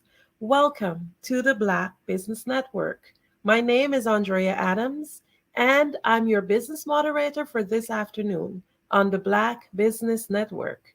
The Black Business Network is a 24-hour business network showcasing Black businesses, business owners, entrepreneurs, and thought leaders worldwide. We have speakers from North Carolina, London, Singapore, Africa, Japan, and cities all over the United States. The Black Business Network is a global community sharing its business knowledge to empower, inspire, and educate businesses about business. It is my pleasure to introduce to you this afternoon's speaker, Mr. Abdul Mohammed. Abdul Mohammed is a global strategic management, public relations, and marketing consultant, a prolific entrepreneur, renowned public speaker, mentor, author, writer, publisher, and philanthropist. Founder and group executive president of the Africa Asia Scholars Global Network, and founder and chairman of the South Economic Forum, the Global South Universities Association, the Global South Center Research Innovation Peace and Technology for Sustainable Development, and many other organizations. Mr. Abdul is a dynamic person with many achievements, and I'll allow him to share more about himself to you. I am just happy to present to you Mr. Mohammed. Thank you very much. It's a great honor to be on the Black Business, and thank you very much. And I'm really pleased to be talking to the world, particularly United States. Personally, as Abdul, I happen to be lucky to have been able to understand that man is born to think and be creative, because unfortunately, millions of people are not very creative. And so even the model of education that we're all given does not make us to be very creative. Probably with the fourth industrial revolution and the artificial intelligence, it is now time to change the format of education. And maybe then people will start to say, if you can't think, if you can't be creative, then the robots are going to take your job. So let me just state here that I, as a person, was lucky to find that in 1955, there were leaders in Africa, particularly President Nkrumah of Ghana, that went and joined the leaders from Asia countries, and they met in the flower city called the Indonesia Bandung in Indonesia. And that's what they call the Asia-Africa Conference. Before I go to that, I will say that Rotary made me what I am, because in Rotary, you give selfless services. And then I'm a Nigerian. And I remember then we had the first human rights organization in Nigeria called the Civil Liberties Organization. And I was one of the directors then. And I remember going to a prison in one of the southeast of Nigeria to see whether the president then actually kept to his promise that he was releasing prisoners. But then when I got back to Lagos then, which was then still the capital city, I then asked the question, when we help to get prisoners out of the prison, who's going to rehabilitate them? There was no system in that country at that time to rehabilitate prisoners. And that's what made me to set up what is called the Child Welfare League of Nigeria. Amazing. Well, thank you so much for introducing yourself, and genius is common, and I'll see you on the other side. Thank you.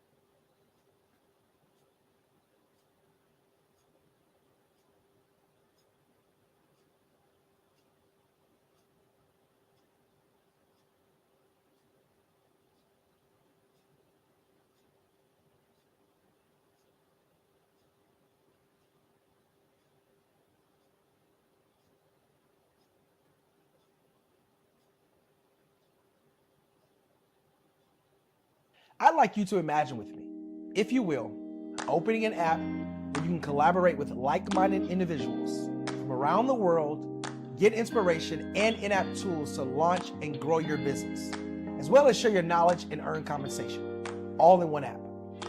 Well, the name of that app is Truso, short for Truly Social. Hi, I'm Matthew Newman, the founder and CEO of Truso. A new concept in social media, Truso is designed from the ground up to be a platform that's both social and empowering for all its users. How exactly do we do that? I'm glad you asked. First, Truso brings the world together via video. Psychologists assert that video provides a significantly more effective connection than audio only. When you enter a community on Truso, you're face to face. Second, on Truso, you don't have to have 1 million followers to monetize. Our business model allows all hosts and moderators to monetize, no matter the size of your following, by 1, producing fee-based content, and 2, inviting others to join the platform as subscribers. Thank you so much for that wonderful introduction, telling us a little bit about yourself. But I've read your bio and you have done a wealth of work. Can you just share with us like a little bit more about you? Like you can tell us the projects that you work on that are really your heart projects. Thank you. That's taking me down memory lane. But actually, like I said, the Africa, the Child Welfare League of Nigeria, when it was set up, and that was early 90s. And after about, I think, a couple of years, I went to the Child Welfare League of America, which is based in Washington, D.C. And I was quite most well welcome. And I try to see what progress they're doing, how we can do things differently, and I set up an orphanage, which ran for a while. And then also in the United Kingdom, I set up the first organization that cares about children. That was called the the African Child Association. And in the process also, we thought we need to have ex-prisoners, ex-offenders, lone parents, refugees, and then started teaching them how to, because over here in the UK, there's so many old properties, and if you have skilled work, definitely that's a way to prosperity for you. So I decided to, train them on plumbing, electrical, painting, decorating. But actually, we used to black business, and we do business, in developing countries. Now, I mean, developed countries like America, or even here in the UK.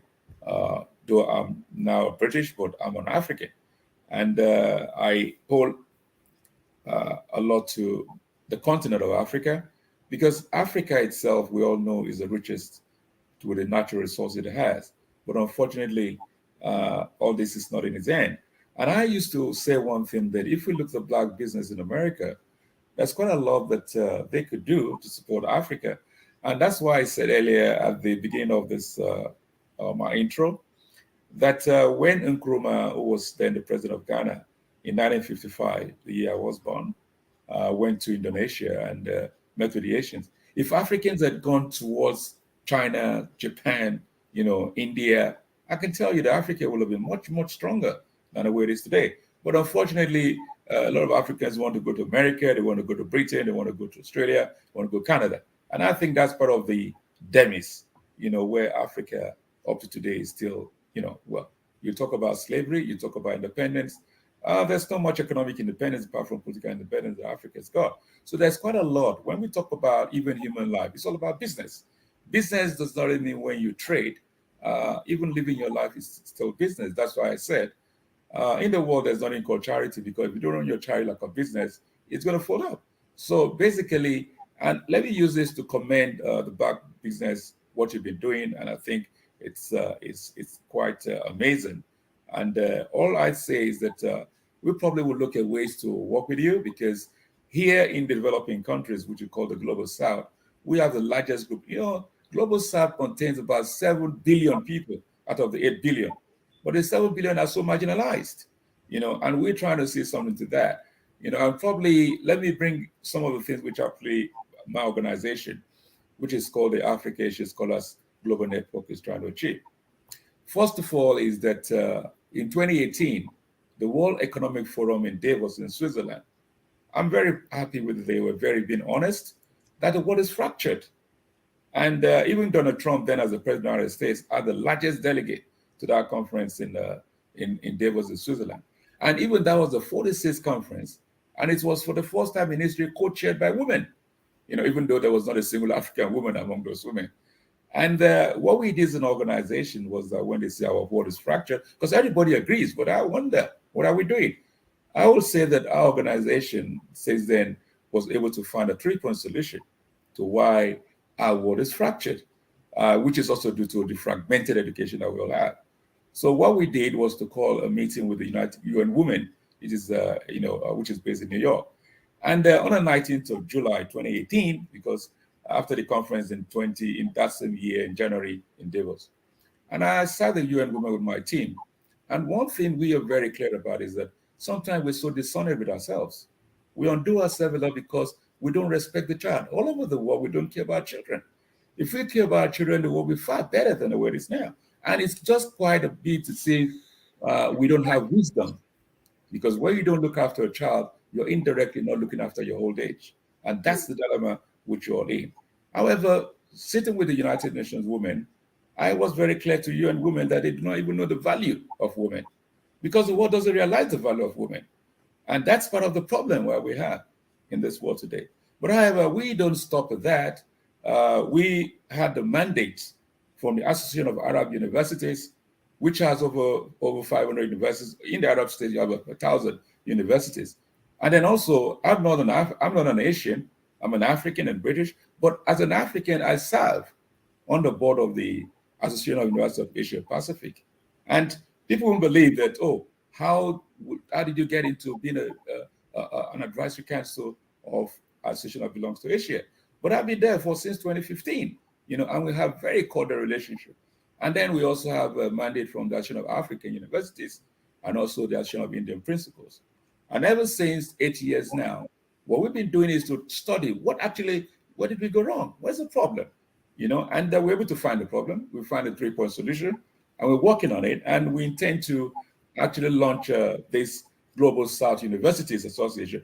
What we try to do is to make sure the West will learn from the Global South. The West will learn from us. Because if you look at it today, even our education, then no more morals are gone. If you look at it, the teachers have no values anymore. Even parenting has gone down.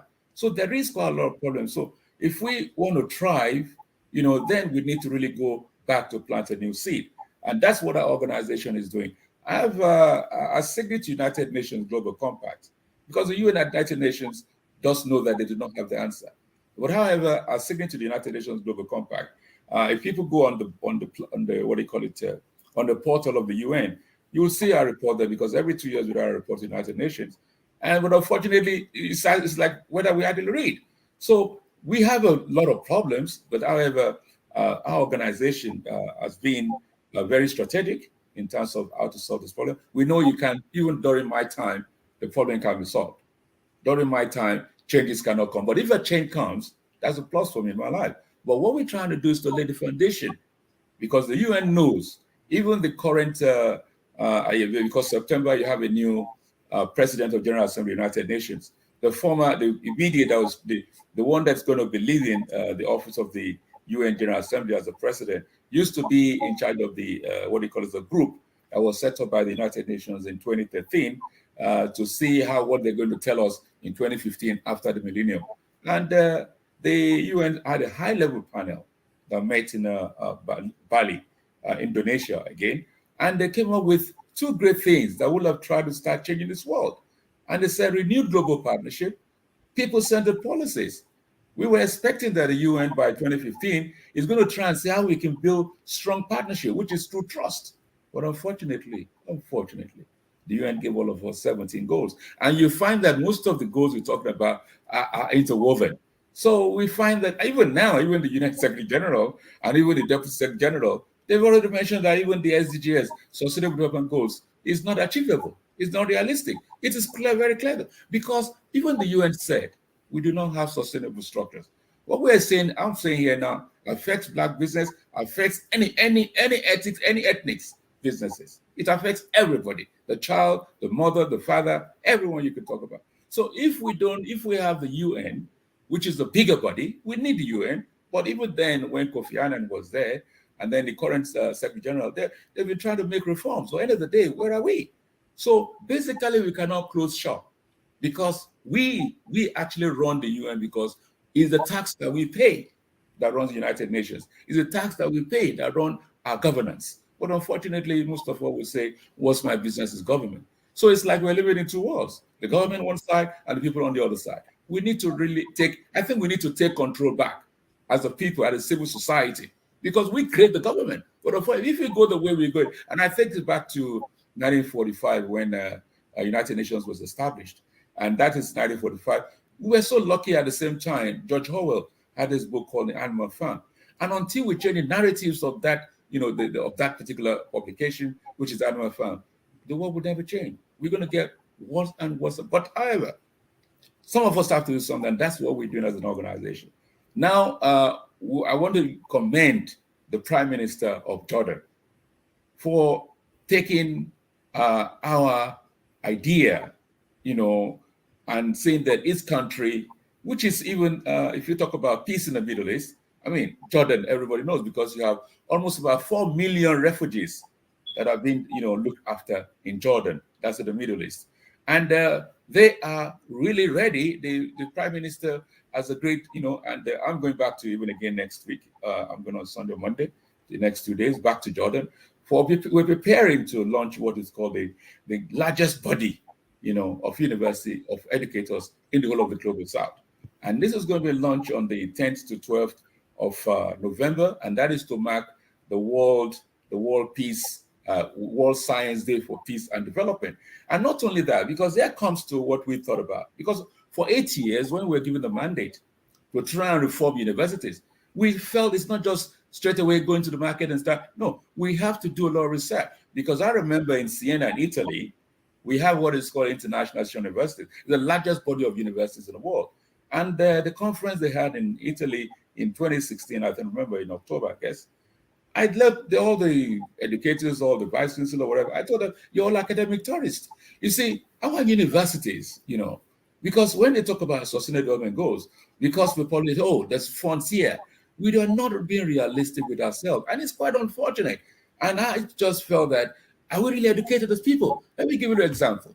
Years back, if you were going to university and somebody else cannot make it up and then he has to go to a technical college, it looks as if he's not as enlightened as the one that's been put in university. So we all felt that if you go to university, oh yes. But now today, technical is far more than even going to university, or you call it academic. Because now it's not what degree you got. It's what can you do? What physically have you done? Your experiences. That's what matters. So we've been taking, I don't know, whether blindfolded, but the issue is, I always say one thing, don't criticize if you don't have a solution. So when we talk as an organization, we know that we have the answers.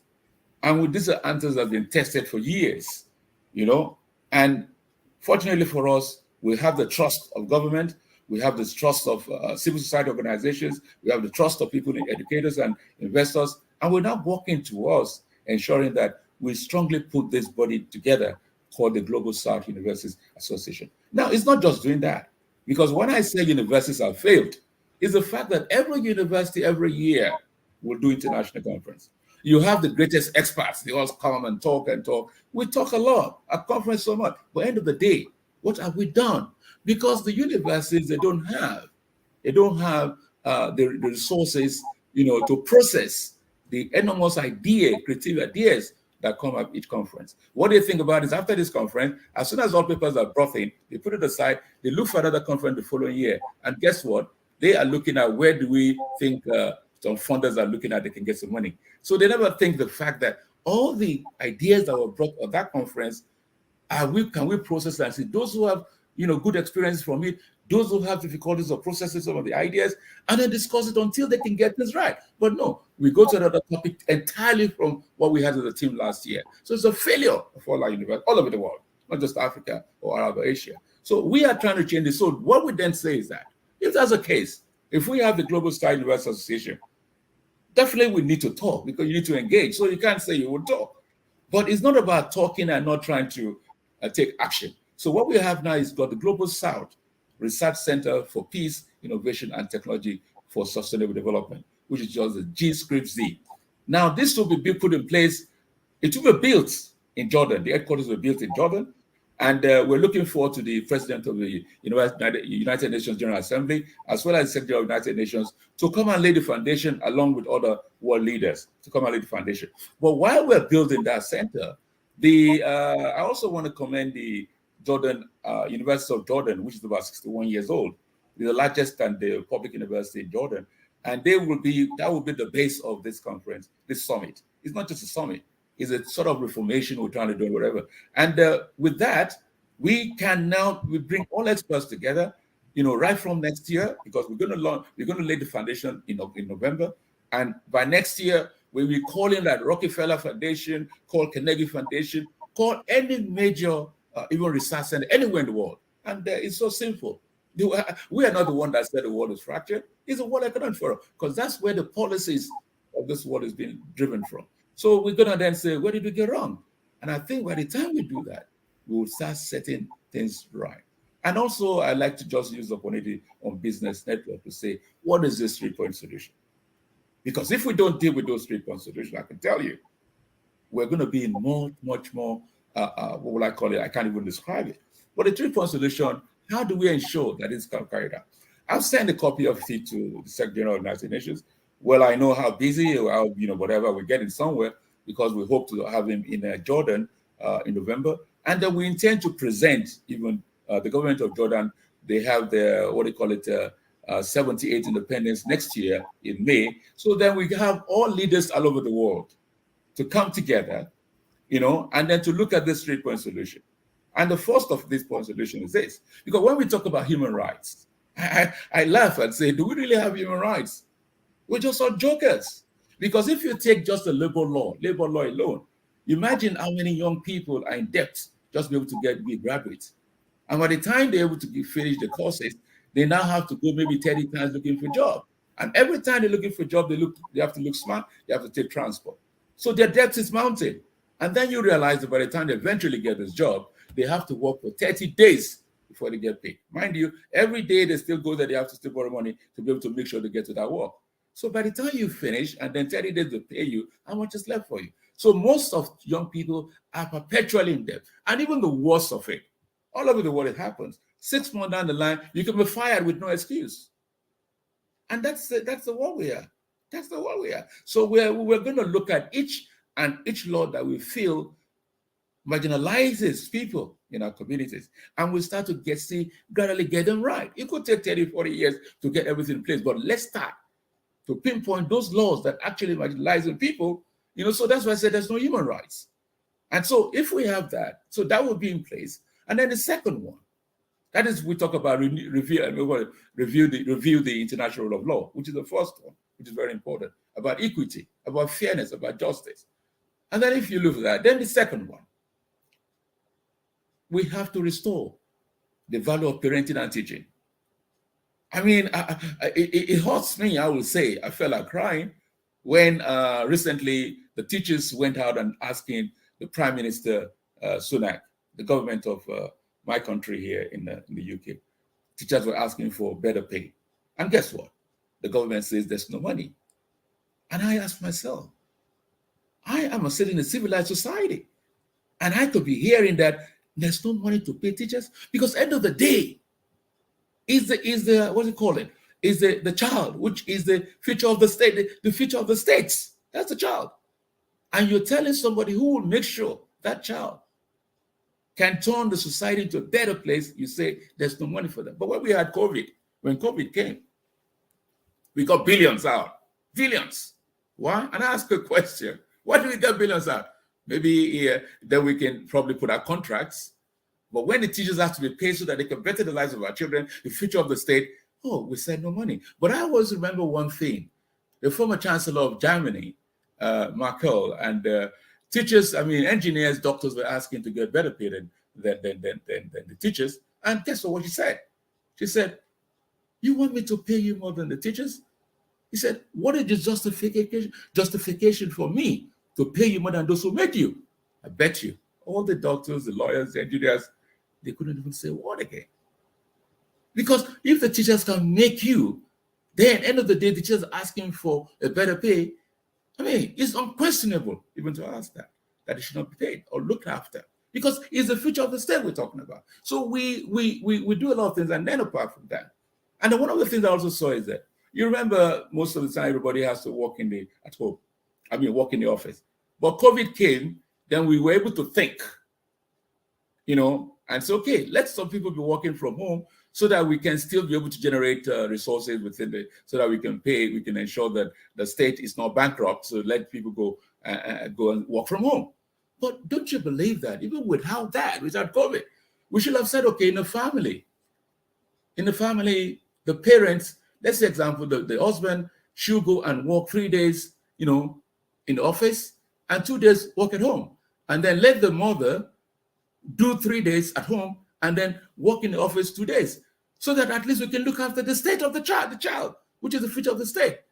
We should have even thought about that, but nobody thought about it until COVID came. And I wonder how enlightened we all are. We have so many professors all over the world. Well, almost every 5 years, we're going to recession, even here in the UK. And I wonder, London is the capital city, the financial capital of the world. But yet, every almost 5 years, we're talking about going to recession, and I just laugh. We can't even manage ourselves. We can't manage our societies. I mean, it's so unfortunate. But I tell you what, the God, because whatever we like it or not, there is a force. Because whatever you like it, you work and make billions. I tell you what, you go, you're not going to take a penny. You came naked, and you're going to go naked. But at the end of the day, we be able to say, it's like this Al Pacino's, don't be, what would I call it, when he said, don't be run of your supplies, that this movie he did. He said, we seem to be carried away. We seem to have lost it completely. When we breathe air, you go to the hospital, how much oxygen? You pay for the oxygen. You're already getting that, free of charge. And then every time you still pray, oh, I want, give me. You can't be asking to have if you have no justification to say, this is the person you have given. If you can't give someone, you have no right to ask anything anywhere. Life itself is give and take. So the education will be given. And I want to also use the opportunity to say one basic fact, where we're being divided as human beings.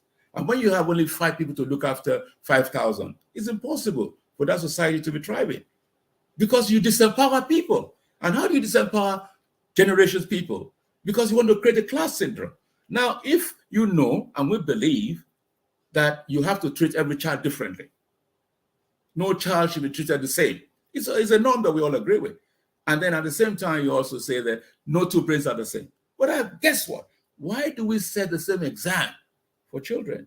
Why? Normally, if you can memorize, not every child can memorize.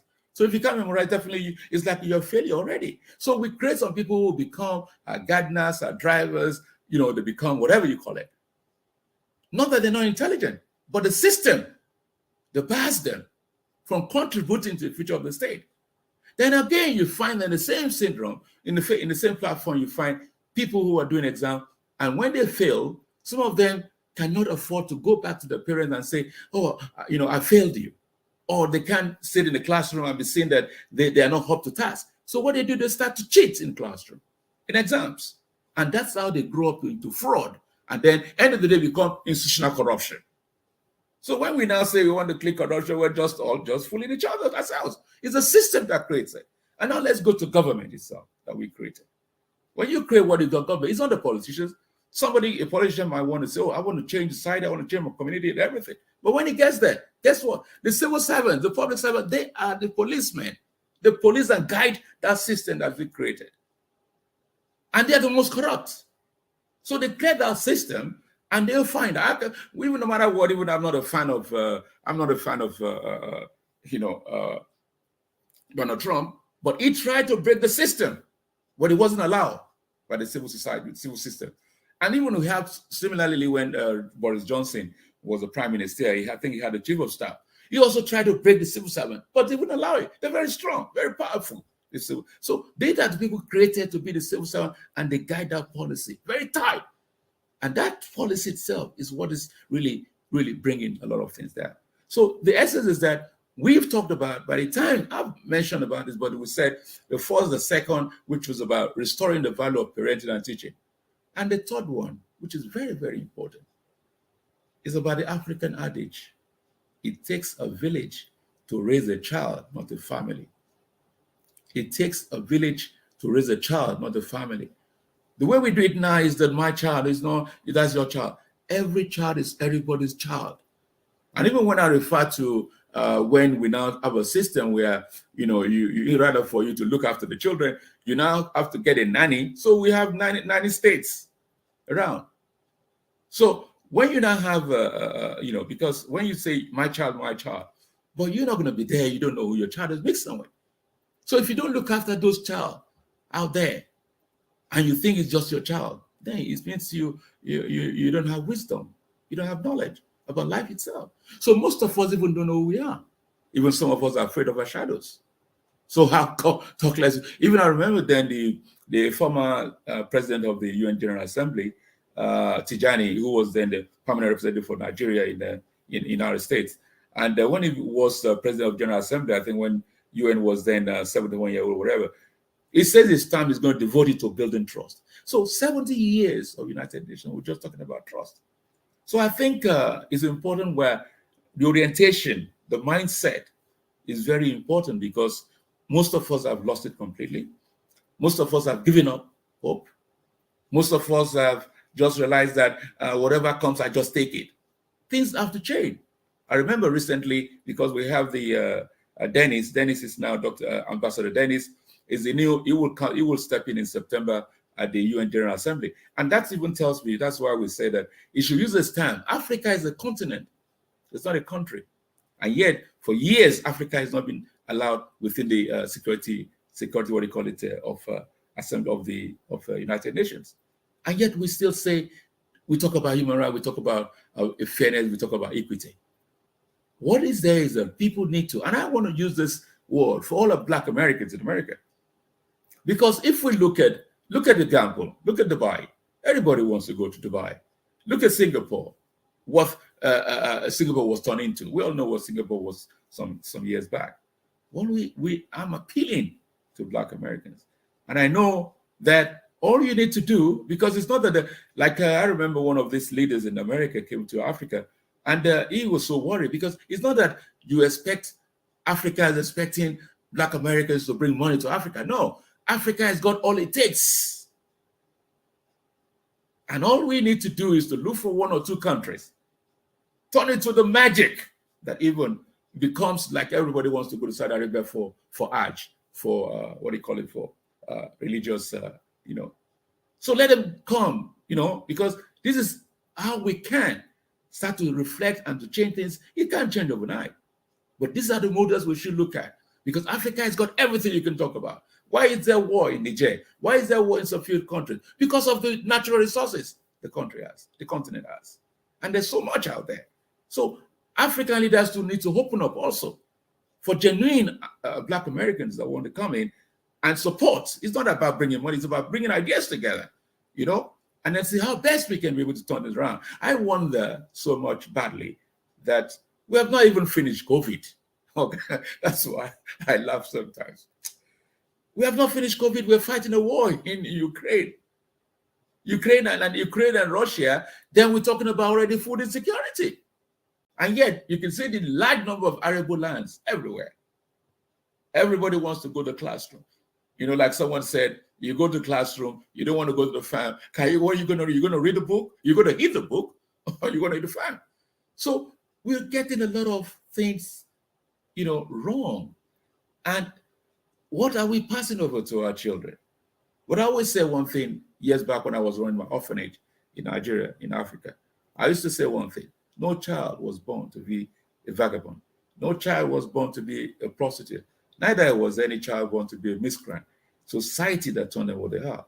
And society will suffer for what it creates. But I just pray that we also think. I know that all of us, we're born to be selfish, whether we like it or not. We're born to be selfish, to look after yourself first. They say even if you get craft and there's any problem, even with your child, first of all, take care of yourself so that you can then take care of others. So we find that we do not really care about our society, but the point is that we are too selfish. And when you're too selfish, it's because you've lost faith in yourself. But you think you have faith, you don't have faith. Because if you have faith in yourself, something brought you on this earth. And something is a force that put you wherever you are. Wherever you go is a force that is guiding you wherever you are. But then we've lost it. We talk about religion. And I try not to delve into much of that because we realize that we have so many religious people in the world, just like we have so many educators, but yet we can't manage ourselves, yet we don't even trust each other, yet we can't even share with each other, and so much, a lot of problems. So I'm using this avenue, this opportunity to call on people, because I used to say one thing, there are a lot of good people out there, lots of good people, but they've been frustrated at the system. And our organization is looking for you. If you know you really care about society, don't get turned down because of some people either let you down or whatever. Because sometimes when somebody hurts you, because you're human, you get mad, you get you did this. You might come back to come and thank that person for at least for what he did, because he helped you to be a much stronger person. Because you're human. So there are a lot of things we don't know about. So, but then the point is just being honest, being good, being kind. It takes you places in life. But we've lost it completely thinking that somebody can make you. Nobody can make you. The person comes because it has to pass through your life, just as somebody has to pass through his life. It's all being just open and honest and sincere with ourselves. Because at the end of the day, we all come here, we are all strangers. We are walking corpses. And these are things we get not to be told when we were in school, or we don't even think ourselves to know why we exist. So it is important that society, and we are looking for people that we can work together to make the world a better place. Thank you so much, Mr. Mohammed. This has been indeed a wealth of information, and it's indeed an honor just to have you here on our Black Business Network. Same here. Ladies and you're quite welcome. Thank you so much. Ladies and gentlemen, we are so grateful to have Mr. Mohammed here with us. And genius is common, and I'll see you on the other side.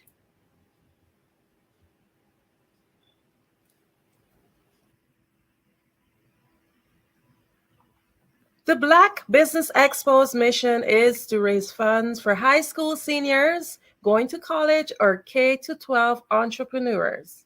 This expo is a fundraiser for students. You may go to www.blackbusinessexpousa.com to donate to the scholarship fund, or use the Cash App that's below on the screen, BBXUSA. Our goal is to give laptops and up to $5,000 to 10 students. Students can register online at www.blackbusinessexpousa.com. Remember, every dollar counts, so we want to remind you to donate to the scholarship fund. We want to thank our sponsors for the Black Business Expo USA August 2023, NC 100, Moody Capital Partners, Suede Soul, Lotus Rich Coaching and Training, Carolina, Virginia Minority Supplier Development Council, Step Management, BHS and Associates, Margie McLean Foundation, Inc., Genius is Common, Earth Essentials, Milan Shania Global, Executive Women Success Institute, The Quality Coaching Company, Superwoman Business Services, Creative Force Studio, Lee Entertainment, Artistic App Design, Black Business Expo USA. Genius is common, and I'll see you on the other side.